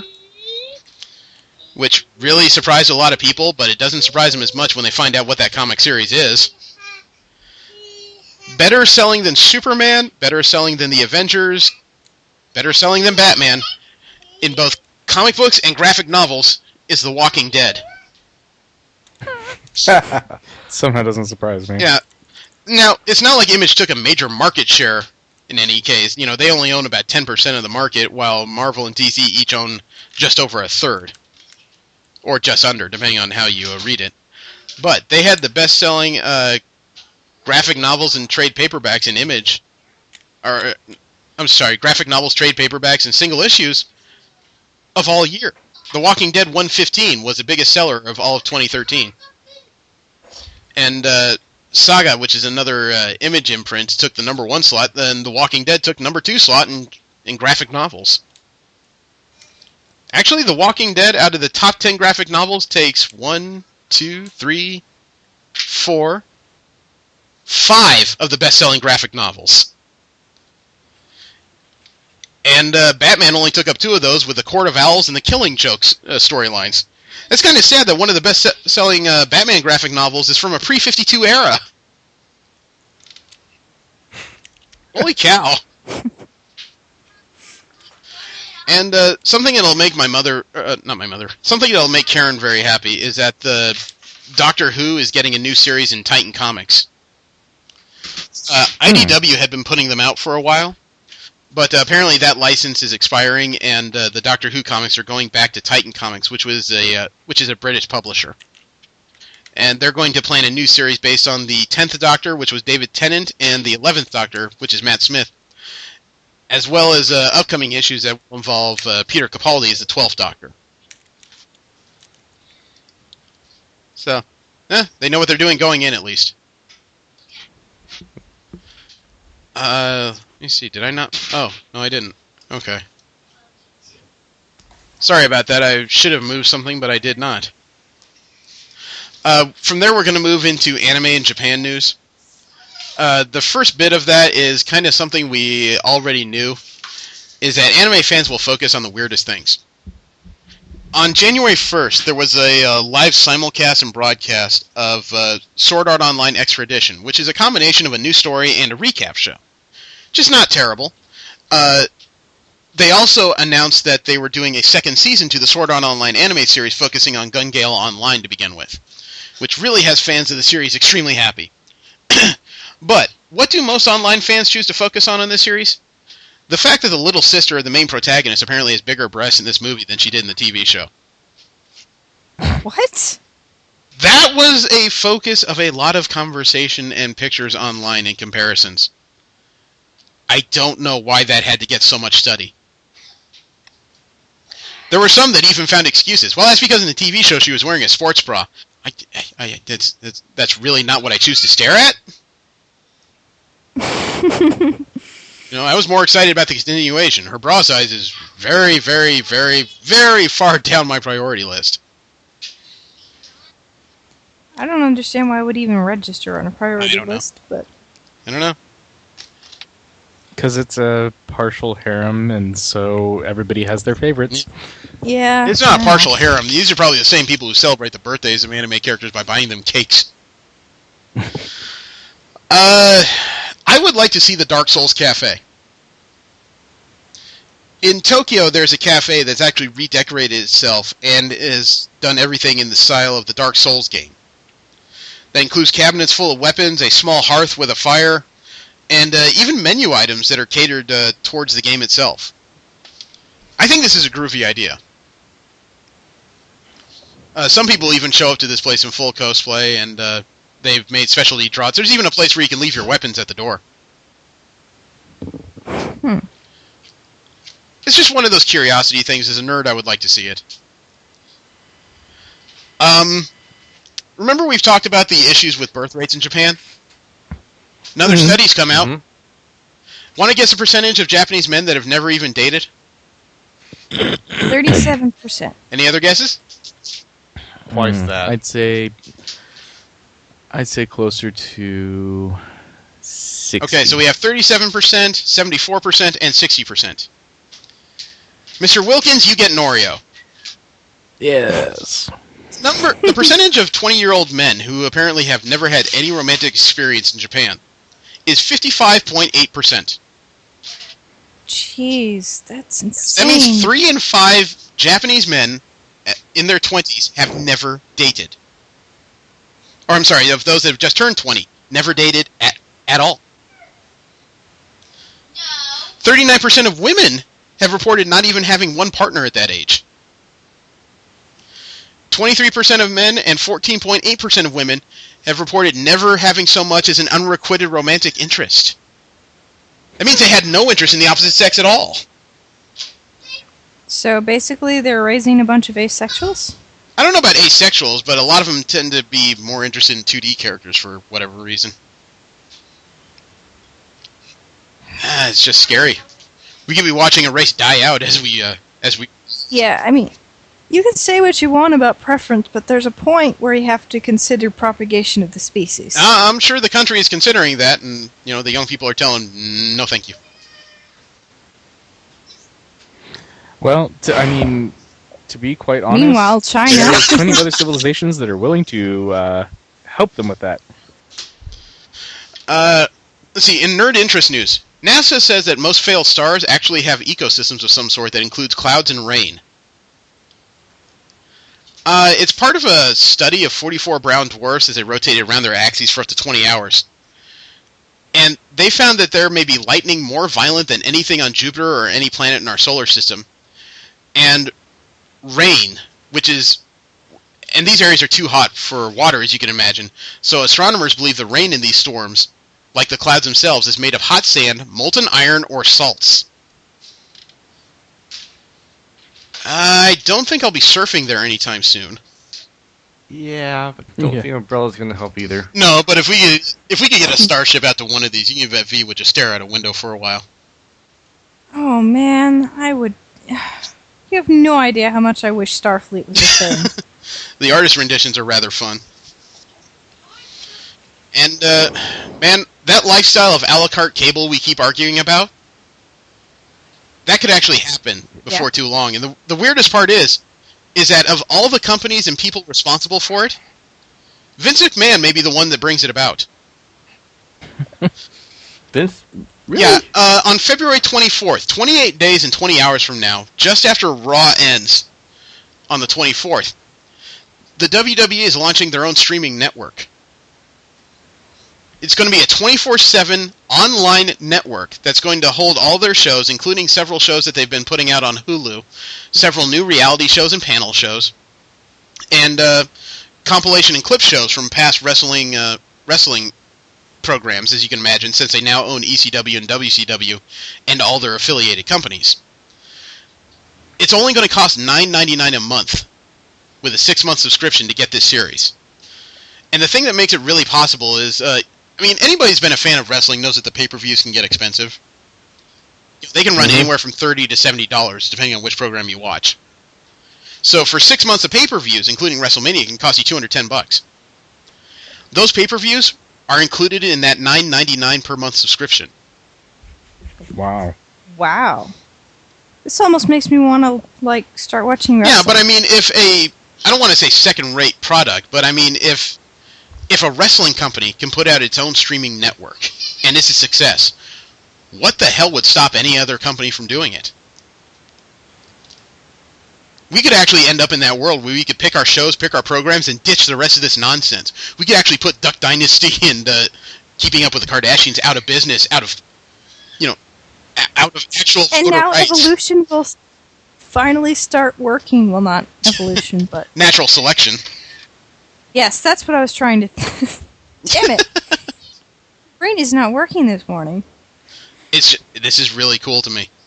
If it works, we could get an a la carte service. I am so for that. Yeah. Finally watch Game of Thrones when it comes out.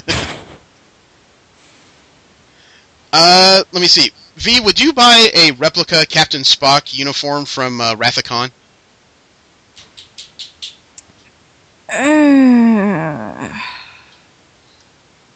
Probably not, but only because I'm kind of lukewarm on Spock. Oh, okay. Well, it's not one that you would wear to be Captain Spock. It's one that a company called Novos is putting out. It's a perfect replica for people to wear for just dress up. Including, I think they're working on women's cuts to these jackets, too. So you could have a perfect replica uniform from Star Trek The Wrath of Khan. If I had money to blow, I would spend on it. I would buy it, but I wouldn't buy it. It would definitely require money to blow, because the problem is that the current pre-order on that, at best, was $950. Currently, it's $1,000. But that includes the sweater and the undersweater and the coat itself. When it's ready for retail, that's going to cost $1,200. Jeez. It is a really impressive replica, though. It looks just like what I remember from the movies. That means all you need is black pants and black shoes, so another $50 beyond, and you're all set. Good luck with that. It's okay, and Novos isn't the only one that made insane things. There is an armor company called Prince Armory. They constructed a suit of leather armor in the style of DC's Joker. Yeah, really? It is an insane creation. I sent you guys a link to an IO9 story I found. Oh, yeah, I've seen this. That's cool. Oh, that's crazy. That would scare somebody walking down the street, wouldn't it? Yeah, that is sick. I love the fact that someone posted Voldo. Voldo? Right below it. No thank you, sir. the jester type helmet is so reminiscent of samurai armor, especially with that face mask, but it's the Joker mask. That's just wow. It's a nifty idea. I don't think I would ever wear it, but it does make me curious what else this company could come up with. Yeah. So, I will let imaginations dance on that. Let me see. How about this? I found a glass sphere solar collector that somebody's developing. What? There's a German architect called Andre Bussel. He's created a new type of solar panel that isn't a panel. It's a glass sphere. The idea is that the round sphere will be able to collect light more efficiently. He claims that this can collect light 35% more efficiently than conventional dual-axis photovoltaic designs. In other words, the panels that will, move and follow the sun. Because instead of moving the sphere, all you have to do is move the panel behind the sphere. He also calls it less fragile. Apparently, it's so powerful, it will even collect diffuse light on cloudy days. I sent you guys another link. It actually has a picture of the collector. It's an elegant design. Oh, that is so cool. I want one. If this actually works, that means we can create static versions of this. You could stick these in the sides of buildings if they're that powerful. Mm-hmm. We've had remarkable advances in solar technology in the last 10 years. Yeah, but whether or not we can get a capitalist society to listen to it. If other societies start adopting it before us, then eventually we'll have to, just so we can... Yeah, remember when America used to be a leader in innovation instead of waiting for everybody to beta test shit? That was before I was born. I know, I'm just kind of complaining to complain, but I think this is one of those things where we should put money into it, because if it's powerful enough to create a 35% better charge, we could actually, I don't want to say free ourselves from the power grid, but at least produce a power grid. Yeah, if this was commercially available and someone could buy one and set up on their land, yeah, that's start of independence right there. Yeah. Did anybody here watch World War Z? No. Yeah. I've read it. Okay, do you guys know what the Krovel Extreme is?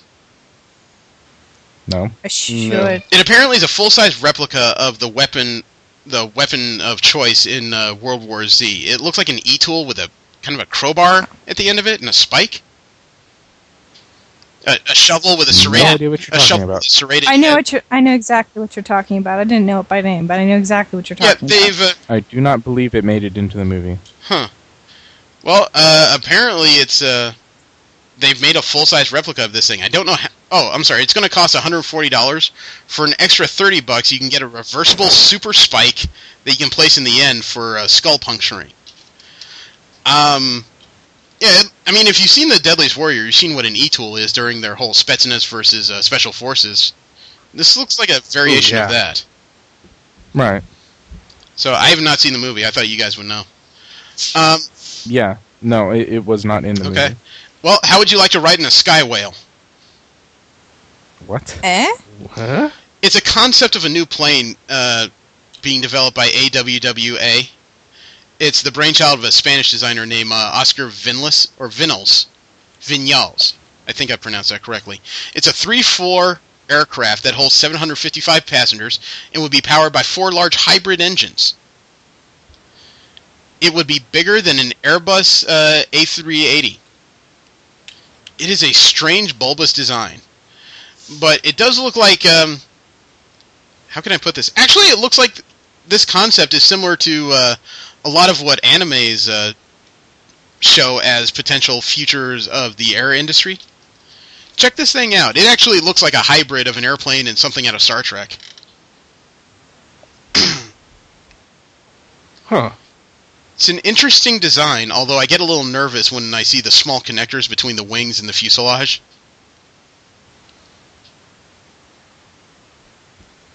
Although I guess that could reduce turbulence if the body can move a little bit while the wings take the shuttering.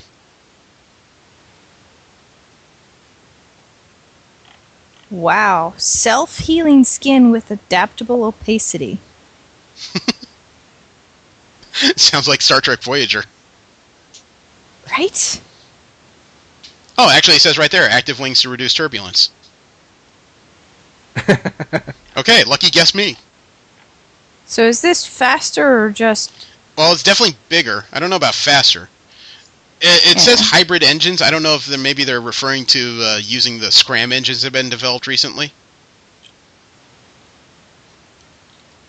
I don't know. There's not a lot of information about it besides its design and a few materials they plan on using. It looks like it has a few... I don't know if those are windows or solar accumulators along the top of this thing. I don't know, but it really reminds me of like Star Trek Online spaceships. It reminds me a bit of the planes they were using in like Gunbuster and everything. Yeah, that Actually, too. I'm pretty sure those are solar accumulators. Something this big, it wouldn't surprise me if those are windows. Have you ever guys dreamed of a motorcycle with one wheel? Not really.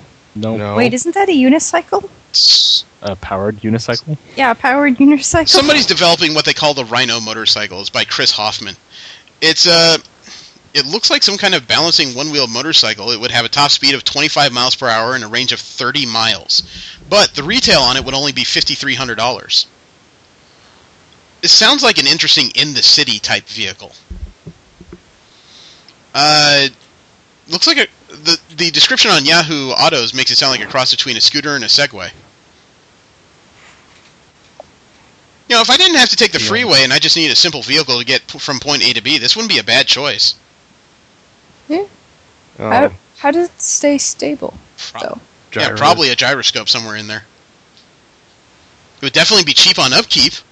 It's literally a motor attached to a wheel. I mean, last time I seen a single-wheeled vehicle, the wheel was like, I don't know, 7 feet in diameter. Yeah. You know, the only thing I can say about this, I would never go grocery shopping with this thing. Couldn't pick up chicks on it either. You know I could. They'd be on my shoulders. We'll finish up with the what the fuck news we have. And this must be revisited because I know we talked about it last week, but this blows my mind. This reminds me of the old commercials. You know, you got your chocolate and my peanut butter. In this case, you got your Mountain Dew on my Cheetos. Oh, God. Oh. Japan. This still sounds so disturbing. Japan has developed at jbox.com for $3.50 a bag. You can get Mountain Dew flavored Cheetos. I would put this on a table just to watch people's reactions. I would like to see what people have to say about this. If you do that, I'm putting down the sugarless gummy bears. I'll watch you eat those too. No, that wouldn't be me eating. Says you. But this is kind of an interesting idea, and everything I think is worth a try at least once. You know, in this case, I mean, I've even tried chili cheese wheat thins, and those weren't bad. But I wonder if they would have the same caffeine punch. Then again, I wonder if this would create a rash of green penises across America. Ew. Doc, I got a problem. I didn't need that visual. Well, how about this? A man was arrested after forcing a child to play Grand Theft Auto 4. There's a man in Kyoto, Japan, who was arrested because what he did was he forced a child to play Grand Theft Auto 4 every day, 3 to 4 times a day for about 2 to 3 hours at a time. Why? This was during a period of 2 to 3 weeks. From the description, it sounds like this man, his name was Masa Kawabata. I think he was in the middle of some kind of messy separation from his wife, and he wasn't quite sure what to do with his child during a period of the time. It was his 9-year-old son from a previous marriage. I wonder if he was arrested because he didn't have Grand Theft Auto 5.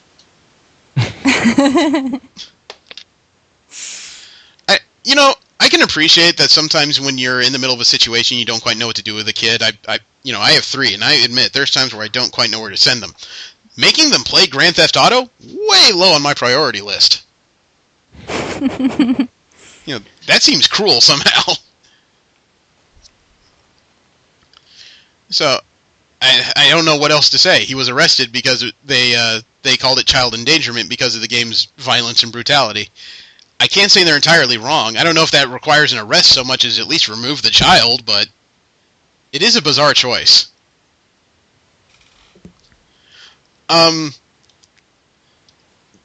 Have you guys ever seen a stormtrooper twerk? No. What? There's an online video called Stormtrooper Secrets Hip Hop Twerk 4K. It's a video of like 5 stormtroopers who may be the same guy in one costume. I'm not sure, but it's a video of stormtroopers doing some hip hop dancing. Includes a little bit of twerk and Darth Vader, turning off their boombox and telling them that the Force is not strong enough. It just kind of... My brain. I don't know how this crossed my feed necessarily, but I do remember that somebody was saying they hope that J.J. Abrams uses this as like some kind of end credit scene. I kind of hope not. Yeah. This was kind of a strange story too.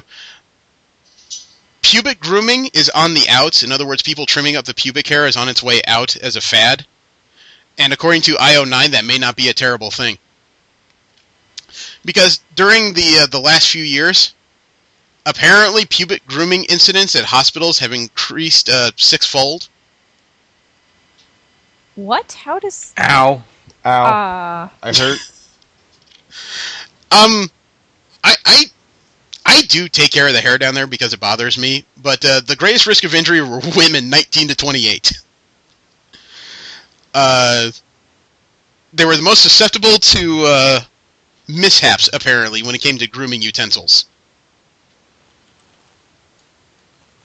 It's not like it was a huge number. The number of females hurt in like 2010 was only 49 individuals. Kind of makes me wonder what exactly you're doing to have an injury, a genital injury, as a result of grooming. Maybe they were kind of, decoratively trimming the shrubbery. Having a rabbit ferret chew it off. I don't know. But, I mean, you have to be some kind of fumble thumb person to actually have a genital injury that requires you to go to the hospital. Unless they're, trying to combine activities in an unfortunate way. Ooh, no. I mean, I'm married and, she's offered to do that, and I've told her, no offense to you, but I'm not having anybody with a razor down there. That's not happening. I've, seen it happen, so... Yes. I know it's at least a thing. Well, you guys know that we've shared several stories about teachers in Japan and how they are weird. There's another teacher busted for JS sex. JS sex, or JS, is an elementary schooler. But he had an unusual reason, which is not going to help him because he thought she was a JC, or a middle schooler. Oh, God. There was a teacher who paid for sex with an elementary schooler, and he paid 30,000 yen, roughly $300 US. He's a Toyama Prefecture middle school math teacher. And his excuse when the police arrested him, when they tracked him down, and they arrested the girl for truancy. But they brought child prostitution against the teacher, and his excuse was literally that she told him that she was in her first year of middle school.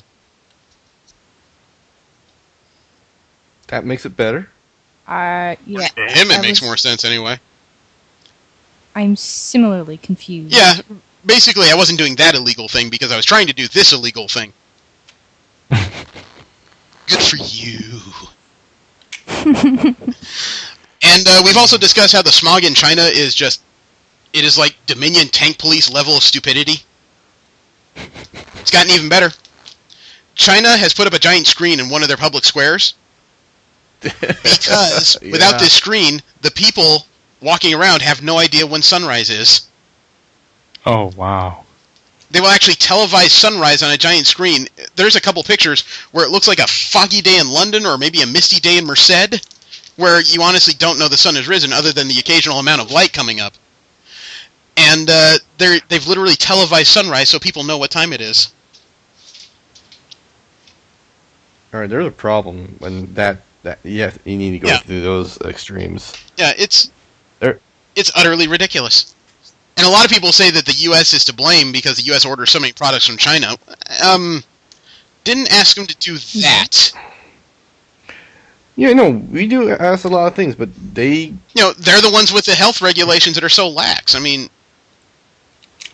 I don't know, and some people could argue that it's to our benefit if large amounts of Chinese suddenly develop issues with breathing. I think that may seem a bit extreme. Yeah, it's a sick problem, and I wish they would fix it. Because goodness knows, some of that actually flows across the ocean, and we're dealing with it. Yeah. Probably much more than some of it. It probably affects weather patterns and all sorts of things. Welcome to California. Well, how about this? Do you guys remember... Do you guys remember a few months ago when I posted, or when we talked about that story where somebody posted a fake sign regarding traffic changes on New York subways due to the rebuilding of a forest from Middle East? Yeah. Okay. Yeah. There are some people in London who must be, London in their subway system. I don't know how they can miss this. Somebody has been randomly replacing signs in their subways. Okay. I don't know anyone that's that's claimed responsibility for this, but, for example, they have you've seen them in subways, they have long maps that show the order of the stops you get off in different streets. Oh, shit. One of them slapped up a label right over one of the streets, so you go from Marble Arch to Bond Street to Nightmare on Elm Street. There's one where somebody slapped up a label where it looks like somebody's about to blow up like kegs of dynamite between Bond Street and Oxford Street. Somebody put up a label where it looks like all these streets are on fire. Okay, I was expecting a lot worse from this. Oh wait, there's a label that was stuck on a window. Don't acknowledge fellow passengers or sustain eye contact beyond 2 seconds. Please respect urban solitude. Okay. Somebody put a label at the end of one of the lines that just says, "The end." On the window. For a more efficient service, please alight at the next stop, where a team of heavily drugged sloths will drag you to your destination. Peak hours may necessitate that you let other people sit on your lap.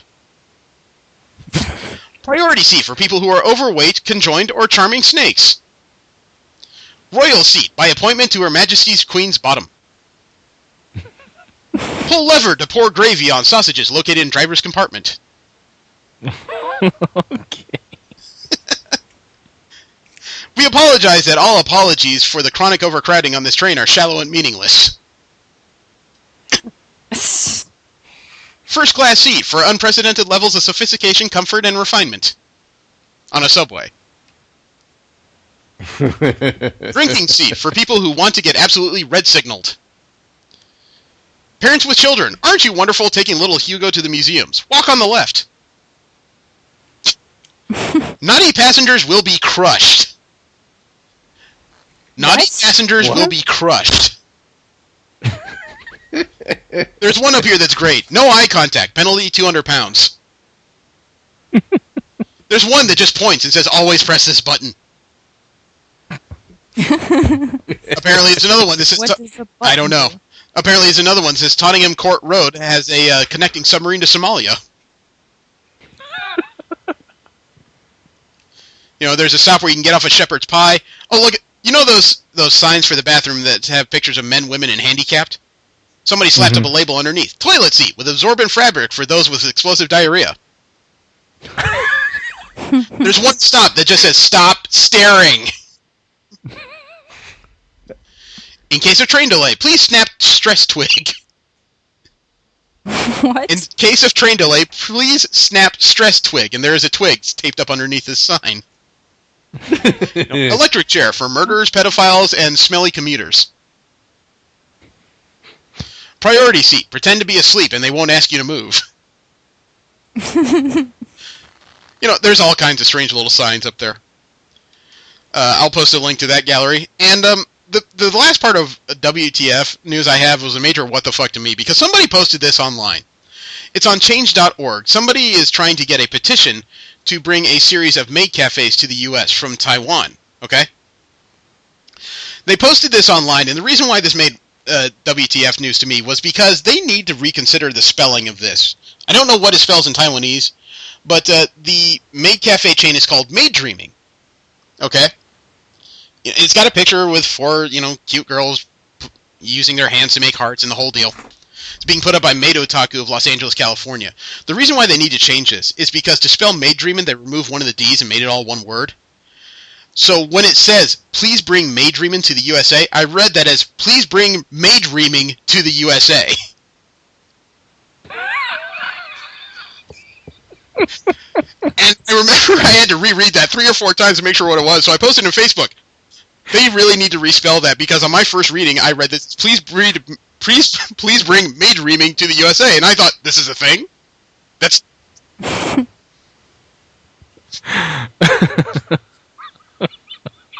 And it actually says in the note, "Please don't give up on us. Please consider opening a location in the USA." This is all horribly phrased. Just horribly. But the petition needs 10,000 to become official, and in a few days it has 90. Just 90. We may not be the audience, or maybe people just don't want to do some maid dreaming. I'm sorry, I can't help that. That is not well worded. I know you guys don't like it when we need to recap, and hopefully all our technical issues are out of the way. But we do need to discuss X-Force just a little bit more. And, start with your overall impressions, because I read this a while ago when it was new, and I remember being scared but thoroughly entertained. This is a very violent series. Oh, yes, very violent. And this isn't like comic book violence where they're slashing apart clothes and then they start bleeding a few seconds later, or, this is... No, we're talking almost like Fist of the North Star type I think it's almost like Battle Royale style gore, because you got a claw completely through someone's head already stained red. There is just blood and gore everywhere. Yeah. For me, and I took some... had some problems with the art style initially, but as I read through it, I was like, holy crap, the art style gives some very, very stunning visuals. Yeah, the art originally was by Clayton Crane. He does this very painted and airbrush style art. And I don't know if he went much further beyond issue 12 before another artist took over. I can imagine his art style being very time-consuming. Mm-hmm. Yeah, it's very pretty. Yeah, he did create some very visceral images that were super hard to ignore. I liked that. Like, I enjoyed the art in this more than I remember enjoying the art in hardly any comic book. Well, this original quartet was supposed to be, according to most of the solicitations, Wolverine, Warpath, X-23, and Wolfsbane, which turned out to be kind of a red herring. Because Wolfsbane was mostly victim throughout the series. During her part in it, not long after the first arc, she had one more arc, and then she left. She ended up in X-Factor. Which was not a bad thing. I thoroughly enjoyed X-Factor, too.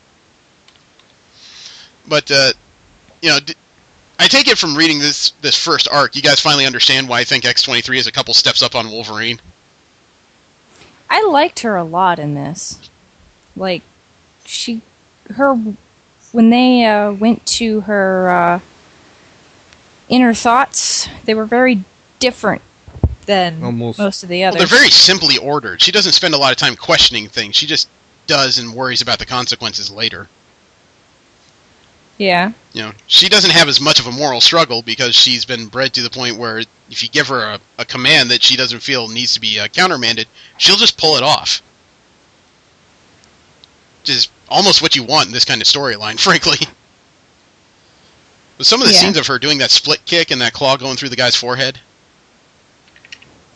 You know, holy crap.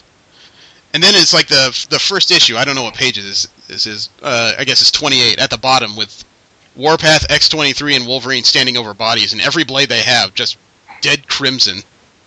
Looks like gore dripping off their hands, for crying out loud. That is just something to behold. But I guess that's one of the few misbeats of this series, is that early on, Warpath didn't get a lot of characterization other than his need for revenge. Yeah. I understand why he took kind of a back seat. He got a little more of a spotlight later on. But the first 6 issues did deal a lot with why these characters are here, who they are. Not so much him. But then there was the 5th member that was introduced halfway through the arc. Yeah. Who was introduced by Wolfbane being brainwashed and ripping off his wings. This whole thing had a brutal turn, and you know, I guess after some thought, I got to agree with Steve's assessment. I can't introduce this to anybody because it involves a lot of not just the violence, but a lot of knowledge of the backstory of the X-Men at the time and where they stand in the world. Mm-hmm. Yeah, I was very confused reading this. Like, I mean, I still enjoyed a few parts, but this was this was just after the Messiah Complex storyline, where the mutant Messiah and Cable ran into the future with Bishop hot on their heels. They just lost Professor Xavier to a gunshot wound to the forehead. And Cyclops is trying to make decisions because there's only about, I think at this time, only about 400 to 500 mutants left on the planet. I thought it was less than 3. They kept using the number of the 300. But I think I think in Marvel writing they determined it was somewhat more than that. Just the 300 was a nice rallying cry type name. It wasn't many, though, because of the Scarlet Witch's action. This all goes way back to, like, frickin' House of M, which goes back to Avengers Disassemble. It is a big network that they built of storylines. You know, I don't know. This was one of the few positive moments of characterization for Wolverine, because they actually characterized not just his the trail of bodies he's left behind in his life, but why he may not want people to step in his shoes all the time. Yeah. Yeah. You know, it's very rare that writers have a full handle of Wolverine, because you gotta admit, they usually have a good grasp of one thing or the other, not often all of it. But this particular pair of writers, Craig Kyle and Chris Yost, they actually seem to understand everybody in the book for once. So, I would say if you have a strong stomach, read it. If you have a lot of patience, read it. If you get easily lost, this is not the place to step in. Agreed. You know, and I'm sorry it's kind of short, but we had a good conversation that unfortunately bad software killed. But I would say read it. It's very unusual. Just be careful if you eat that roast beef beforehand. From there, we're going to move into the main part of the conversation, which is Aquaman. I think V was gone on the first time we discussed Aquaman, his first 7 issues. This time I read up to issue 13. And I gotta admit, you know, this version of Aquaman is still very compelling to me. Makes him a lot more human and grounded. I don't know about human, but it just makes him more relatable, because to me, most of Aquaman's history was all defined by the same things, and that's the fact that he's king of Atlantis and not as strong as the other guys. They've always made something out of that. This new version of Aquaman, the new 52 version, they've upped his strength to a degree. He's not as durable as the other heroes, but he makes it work within that context. In other words, he's not being defined because he's not Superman anymore. He's being defined as being Aquaman. Yeah. And this is just...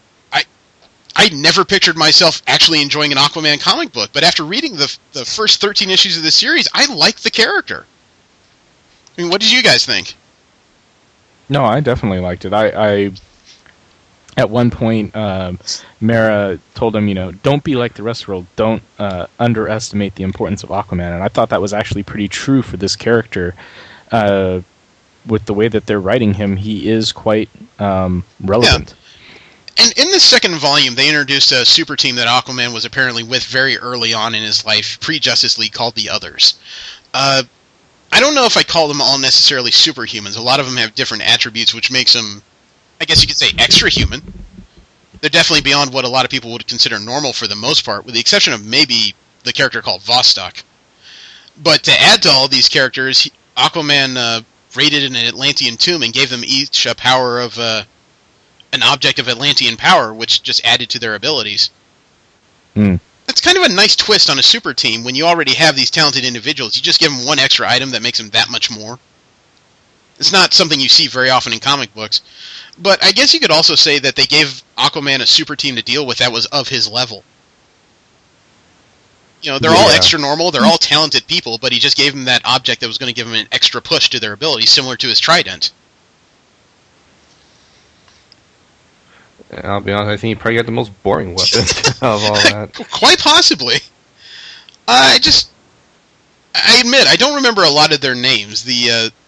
What was the name of the super spy he was hanging out with? The old man.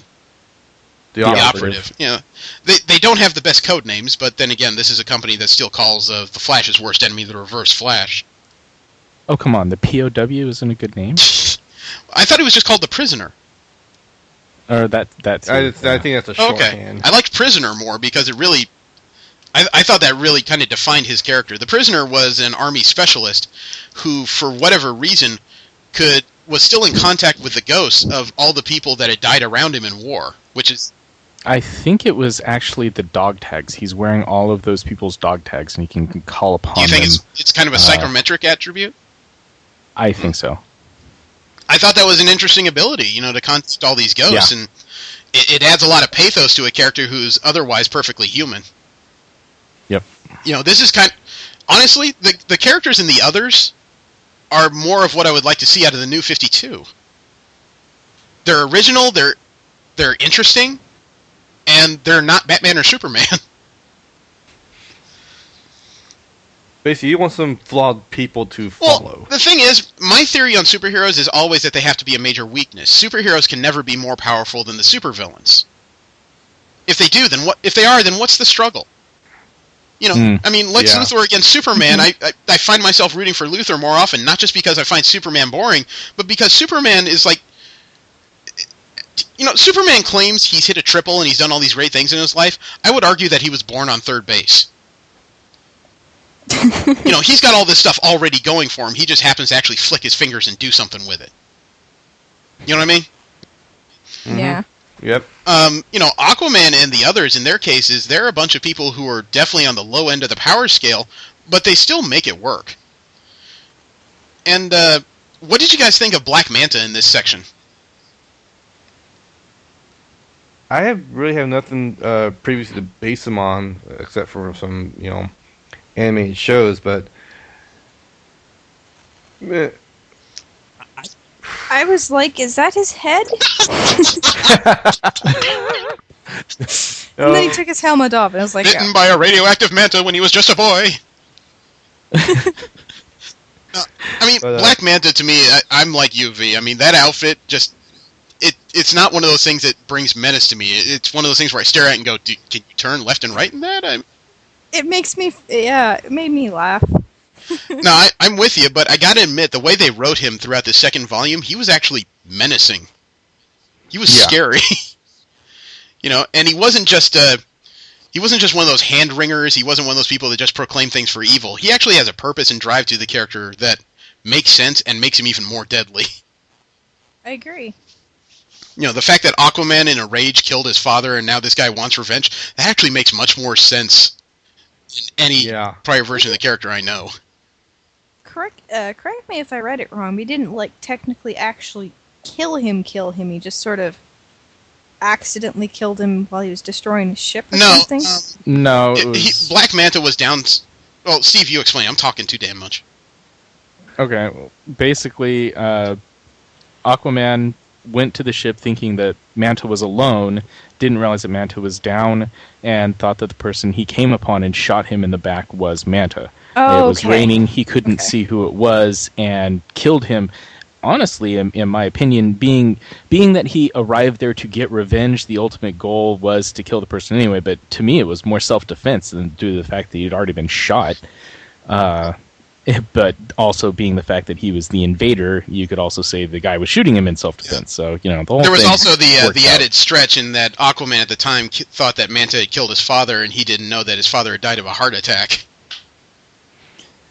Right, although, again, even though the doctor eventually tells him later, oh yeah, the heart attack was going to happen, it was inevitable, it's like, well, it didn't have to happen at that time. I'm not defending Manta or anything. It was a dick move perpetrated by a dick move upon a dick who was likely to pull a dick move, so, there were I mean, it was also pointed out that Manta's father was wanted by several countries for murder and all kinds of other crimes too, so he wasn't exactly innocent either. Right, it was just one of those things where now you have two characters, Aquaman and Black Manta, who instead of just happening across each other and fighting each other for, the weird things like the Throne of Atlantis or just items of power, now they have this weird personal connection that makes everything much more impassionate in the series. What? You spend all your time in the sea? Yeah. So do I. There can't be more than one of us. Let alone there's the extra bit of comedy by the fact that the guy that takes off the Black Manta outfit is actually black. But, now they're... We shall call you Black. Yeah, but Vulcan. now the relationship between Manta and Aquaman really does mean something. Mm-hmm. There is something way beyond, I steal treasure. I'm going to stop you! Oh, darn it. The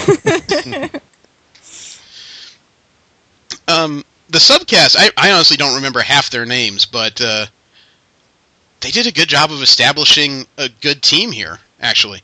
It almost seems like Steve, maybe you can agree, it almost seems like the others is a throwback Wildstorm team. I was actually thinking more along the lines of that Stormwatch team they came up with. They're far more normal than superpowered. Oh, you mean the Achilles? Yeah. Or was it Stormwatch PD? I think it was the Achilles. The one that was headed up by Santiago or Santino? That was Steve Achilles, Santini. Yeah, Santini. That was They also... the others, I don't think, were the only things they built up very well in this series. They actually added a lot of characterization to Dr. Shin and Mera as well.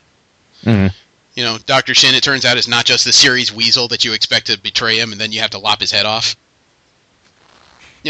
There's actual layers to everybody in the series. It was very well written, in my opinion.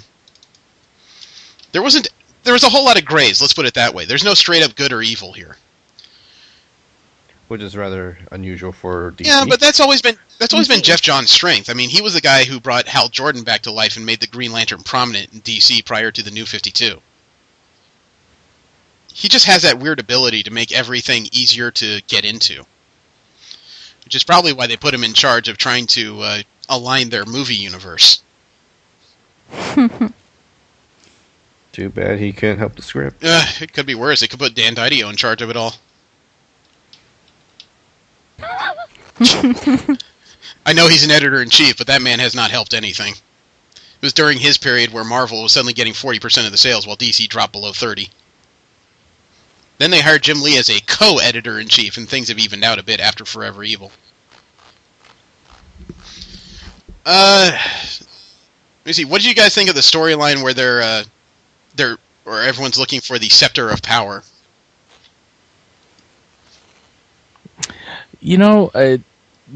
Is this the first time they've introduced that? Because I'm not really familiar with it. To my knowledge, yes. I mean, it used to be that Aquaman's scepter was the symbol of the King of Atlantis, and it has a couple properties to it, but I don't know a lot of the details because, as I said, I've never found Aquaman interesting before. Well, I carried, actually, still continuing to read it, even at the switch of writers, but the scepter itself was supposed to be the one thing that sunk Atlantis, as I think they described in the actual Steve was story. asking about the trident. Oh, the trident. Oh, I have no idea. Well, in any case, all the different artifacts of Atlantis, and that this thing is apparently what sunk Atlantis, and so forth. I'm assuming it's all new, so it seems like a pretty good plot device. I mean, it's not exactly an original style plot device, but it was well written. Although I still had the occasional flashbacks to seeing this blonde guy chasing this artifact of power. It's like reading a He-Man book at some points. It was one of those things where I drew parallels, but it wasn't quite enough where I started laughing at myself and wondering if Aquaman's going to wear a fur loincloth or anything. Come on, we've seen worse costumes in comic books. Yeah. After all, Aquaman spent the whole series with some crazed African lady who was dressed in a black bikini. A leather sarong, who knew? I wasn't paying that much of attention. The character of Yawara, I guess her name is? Yeah. There is some backstory there I would like to know, because he was apparently romantically involved with her before he knew Mera. When this jungle lady and Mera were in the same room, it was getting dangerous really fast. Yes, it was. In an entertaining way, though. Yeah. And the whole fight in the second issue of the arc, which was issue, I think, 9, between the Prisoner of War and Black Manta, that was fun to read. Yeah, and that's where I actually kind of thought that it was more of a psychosomatic power. Yeah. And just the fact he's wearing all those dog tags to me. Although I forgot that he didn't just recall the souls, he could apparently borrow the skills of the individuals attached to those souls. Right. Yeah. Sniping, fighting. I don't think he needs extra strength at all, but he's definitely a better soldier. I do think it imparts a little bit of extra strength, but not by a huge factor. Probably not. And when he actually recalled all of them all at once, I think he got a boost of strength. Well, I would say the Prisoner is the type of character that should be on a super team because he's not hyper-powered, but he is interesting. Yeah. He's versatile. Very. I think he's the kind of character that in a one-on-one fight could probably give Captain America a run for his money.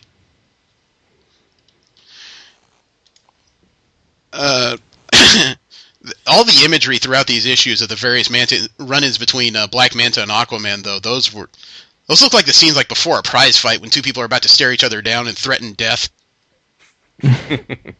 Except with far more likelihood of death. And then by the third issue, issue 10, is when we ran into the actual story of the operative. I'm trying to figure out the right way to put it, because the design of the character in this black bodysuit with a few bits of armor and other things, pretty boring. The character himself, though, very interesting and well thought out. Honestly, I think the boring part is part of the idea. He's supposed to be like some super spy, so you're not supposed to notice him. I'm not saying I'm supposed to notice him. There's a couple other steps they could have taken. The whole gray area of his mask makes him look like a rogue luchador. The bits of armor and harnesses remind me of Backlash. But it's just the way they've written him, this ultimate super spy that has his, I don't want to say castle, but definitely his house in a plane. This well-read and well-thought-out, manipulative man. It's another kind of character that if he were independent could have helped reshape the DC landscape. But instead, they've kind of shoehorned him into this role of Aquaman supporter. Is what I'm saying making any sense? I feel like I'm doing injustice here. I don't know. I mean, I think the characters are interesting enough, but again, I don't know what role they utilize them, or if these are just brand new creations, just to kind of give Aquaman somebody to work with. I don't know. Was there an operative before New 52? As far as I know, there was nothing like the others pre-52. I don't think these characters ever existed before. Then, yeah, it does seem a waste if they don't actually do something with him now that they've created him, because he is interesting enough to... as we said in the news, Aquaman's getting a second story, or a second series, is Aquaman and the Others. So now this team's going to be in operation, but, like I said, a lot of these characters individually seem like they would fit in well in the larger DCU, not just as Aquaman sidekicks. Right. But I suppose if this book does well... then there is a possibility of those branch offs. I hope so, because with the new 52, Barbara Gordon is back in the Batgirl outfit. Her stint as Oracle was temporary. The Operative would fall very well into that role. He would actually redefine the role because he's not just behind a computer gathering intel. He's using it and helping to manipulate countries. Actually, the Operative, I would almost think, is the kind of individual Batman would want to contact. Yeah, if not already. So I just think there's a lot of possibilities here that I hope are better utilized out of these new characters. It's like Yawara. I could also picture her as being a Batman sidekick or, partner or even villain at some point, as weird as she is. Actually, she would... She does have an interesting look. Work with Cheetah pretty well. Yeah, I was about to say, she could end up in Wonder Woman rather easily. I just wish it was... I don't know, I think her and Wonder Woman would get along pretty well. Neither one of them really... They have very simplistic views, they're in my forest, they killed my friends, they die. I'm thinking about Prisoner and thinking how a black ring would work with him. True. For some reason. I just hope we never revisit that storyline. That was so much hype and so much disappointment. The other thing that this series did very well, especially in issue 11, was when the others are finally gathered, at least the surviving members, in one place, and they talk about how they felt, I don't want to say abandoned, but just unnecessary when Aquaman suddenly aligned himself with the Justice League. Yeah, that is something that is never really discussed in comics, even though Wolverine is he's on a member of like 20 different teams. They never mention what happens when somebody has to pick up, well, not has to, when they choose to pick up and leave and just move on to other pastures. That would leave a hole in other lineups. And these guys just didn't feel like they were in a class that was necessary anymore. There are people who would feel that way. There's a reason why when some football teams lose a player, like 3 others retire. Yeah. That's never actually been put into words before, and it was just interesting, at least in my case, to read it on the page. I feel like I'm just totally taking this over. I'll be honest, I had a hard time following what was going on, partially because I missed the previous ones and I had trouble I actually couldn't find 1 through 6 for some reason. Well, I mean, prior we found out that this character, Aquaman specifically, he's not just being treated as the joke to readers, he's being treated as the joke in his universe. A lot of people ask him what it's like to be everyone's least favorite superhero, while he's trying to eat halibut. Yeah. They ask him stupid questions about how he could eat fish after talking to them. Why does he live in a lighthouse? Where's Atlantis? He kind of gets harangued for being a joke, even though he's not a joke. And the thing is, it's happened so often, he's learned how to just kind of, brush it off. Yeah, he's not exactly blasé about the whole thing. It still gets under his skin, but he just won't let it show. Yeah, there's actually a story in the first few issues that would probably be of your interest, V, because you know how these things are written. A lot of the time there's these weird aquatic-themed enemies that he has to deal with. Ocean Master, Black Manta. Early on, they had him deal with this race of, I guess you could say, ancient sea dwellers that no one had ever come across before. It was almost like a monster movie under the ocean that he had to try and end. Let alone these things were coming out of an ancient Atlantean ship. And he had a choice, does he escape and let these things continue marauding and eating people from the land, or does he knock the ship further down in the chasm? And actually, they're not as ancient as you would think, because they are actually descendants of a segment of Atlantis that sank. Lemuria? Apparently there are 7 segments of Atlantis that sank, and those guys came from one of those segments. Well, see, this is the thing I'm talking about, though, is that we've read so much about how the New 52 is going to change DC. All they did was make the heroes younger and make their storylines more contrived, for the most part. In the case of Aquaman, they have streamlined things to a point that it's easy to pick up, but they've added enough to the mythos of the character that there's more to read than just how he swims around and rides a dolphin. Don't think he's done that yet. In the cartoons and some of the series, he used to ride a dolphin. It was easy. It was faster than swimming. Yeah, which is another thing. It's like, if your one super ability is swimming, don't let on that there's something faster. Yeah, like he occasionally rode the giant seahorse with a saddle. Yeah. Can't make up anything that lame. Let me see. In the 12th issue, when Mara reappeared in this series, oh my god, did she come in as she came in as a lightning bolt. Well, it's like somebody got in touch with her because they figured out that Black Manta was using a teleporting device to get to a doctor she was guarding. He was already gone. And they asked her if she could swim as fast as Arthur and get to where she was, and all she said was faster. Yeah. And yeah, she used her hydrokinetic powers and just kind of flew like a torpedo. Then she used that speed to launch herself through the surface of the water up into the sky and landed on the tail end of a plane. For a character that can't fly, that's a goddamn statement. Yeah, although I do take one issue with the fact that they showed her going straight up, and were she actually to land on the back of the plane, she should actually fire herself at an angle. No, you're right. Under normal circumstances of physics, that wouldn't produce a soft landing so much as a thump. What was that?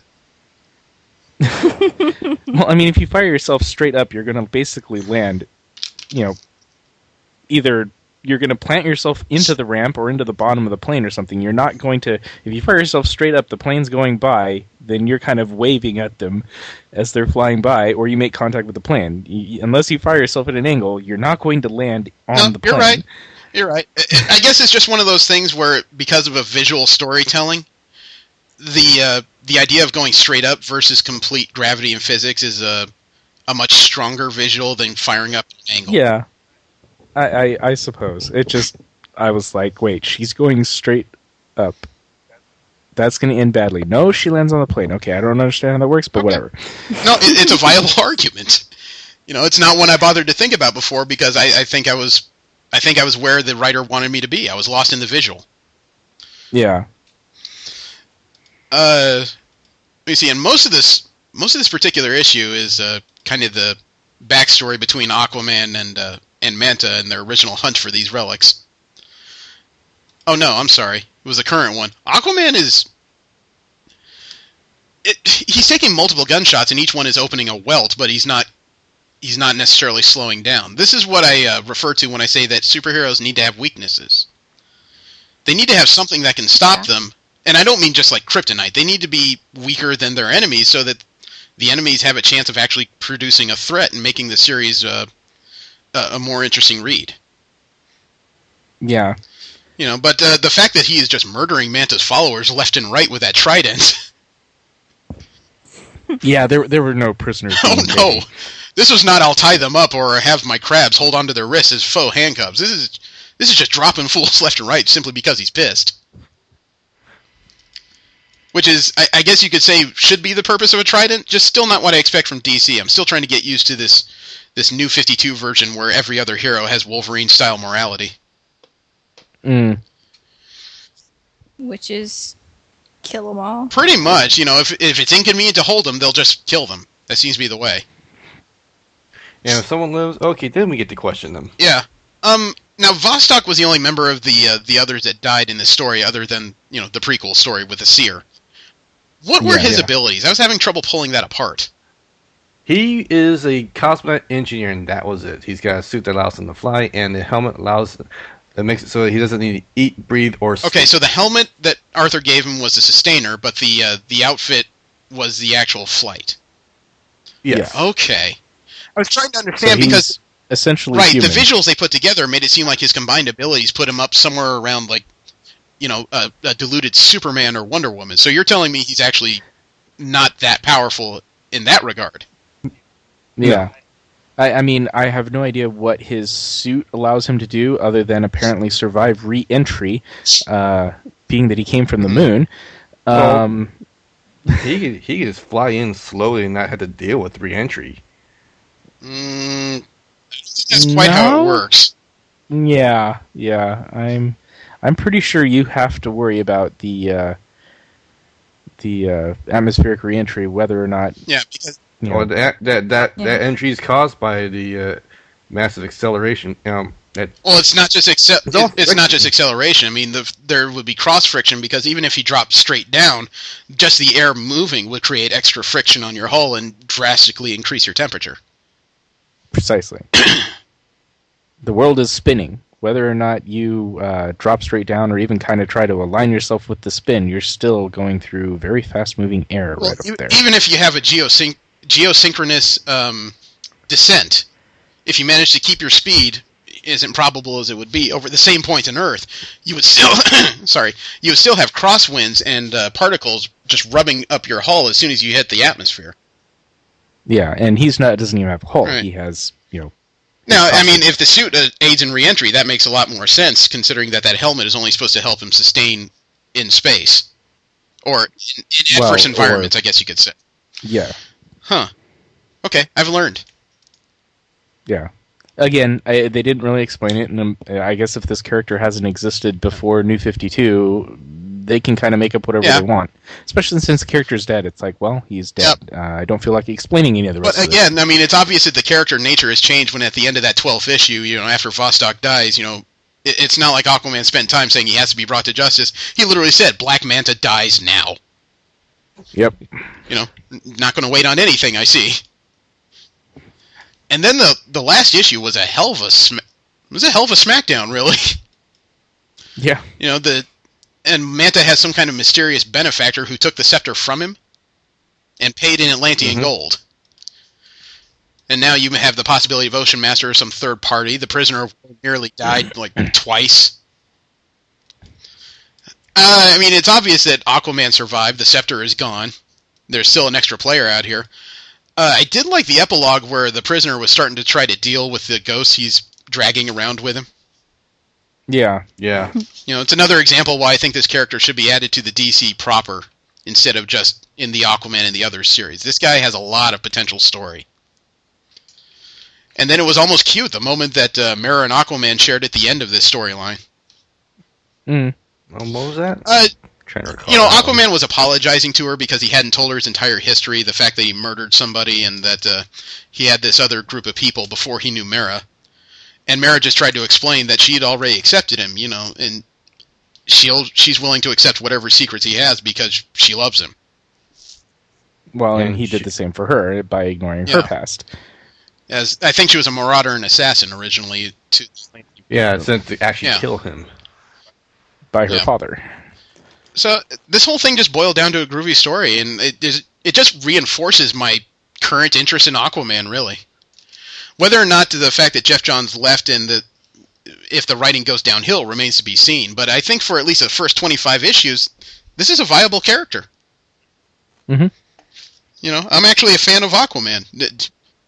I'm a fan of this Aquaman. The one that they introduced in the Justice League, not so much. Come on, he made sharks eat parademons. That's pretty cool. Yeah. And he was also arrogant and pretty much what I'd come to expect from the old Aquaman, which wasn't nearly as likable. That's not what I expect from the old Aquaman. Arrogant is what I expect from the brave and the bold Aquaman. This is a weird splitting of hairs we're having right here. I mean, I guess I could say, well, the one I'm really used to is the useless one from the Super Friends, but, It's no use, Wonder Woman. There's no fish I can summon to untie these ropes. The fun of the... Damn my missing opposable thumbs. Wait, I have them? I don't understand. So that was fun. I have something I have to ask you guys. Because I know next week is supposed to be Hawkeye, and I finally remembered that the week after that is supposed to be X-Factor. We connected all that because it continued Wolfsbane's story, and maybe things were a little happier, and I think that Peter David, being one of V's favorite authors, would be a fun read for her. Actually. The thing is, we may have an interruption here, because I was at a party yesterday. Remember I told you I have a contact working on the beta for the new D&D edition? Yeah. He would like to know when. In other words, he's already decided he's coming on the show. He would just like to know when. So we may have to put an early entrant here, because I don't want to just snap this on him. Actually, we have two guests willing to come on. I got in touch with Sal Fringo. He would like to do some pop culture profiling with us. Ooh, sweet. Oh, that would be awesome.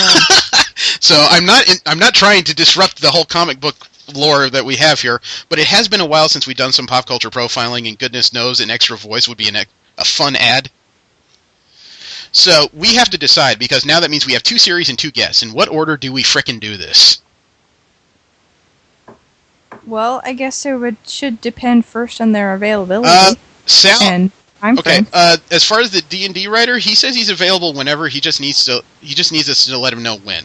Sal would appreciate a couple weeks' notice so he can slide around his schedule and get things in shape. Well, then maybe we could do the D&D thing next week, and then Sal 3 weeks from now. I was thinking about some alternation. I was thinking that we could do Hawkeye next week. That would give everybody a chance to get their ducks in a row. We could talk to the D&D guy after that. Then we could do X Factor, and then we can talk to Sal. That works for me. Similar to that, actually. Oh, well, that means we're still interspacing comic books with guests. That means we're not completely ditching one for the other, which is probably important. Yes. So does that sound like a plan? Is that the way I should mark the calendar up? Sure. Okay.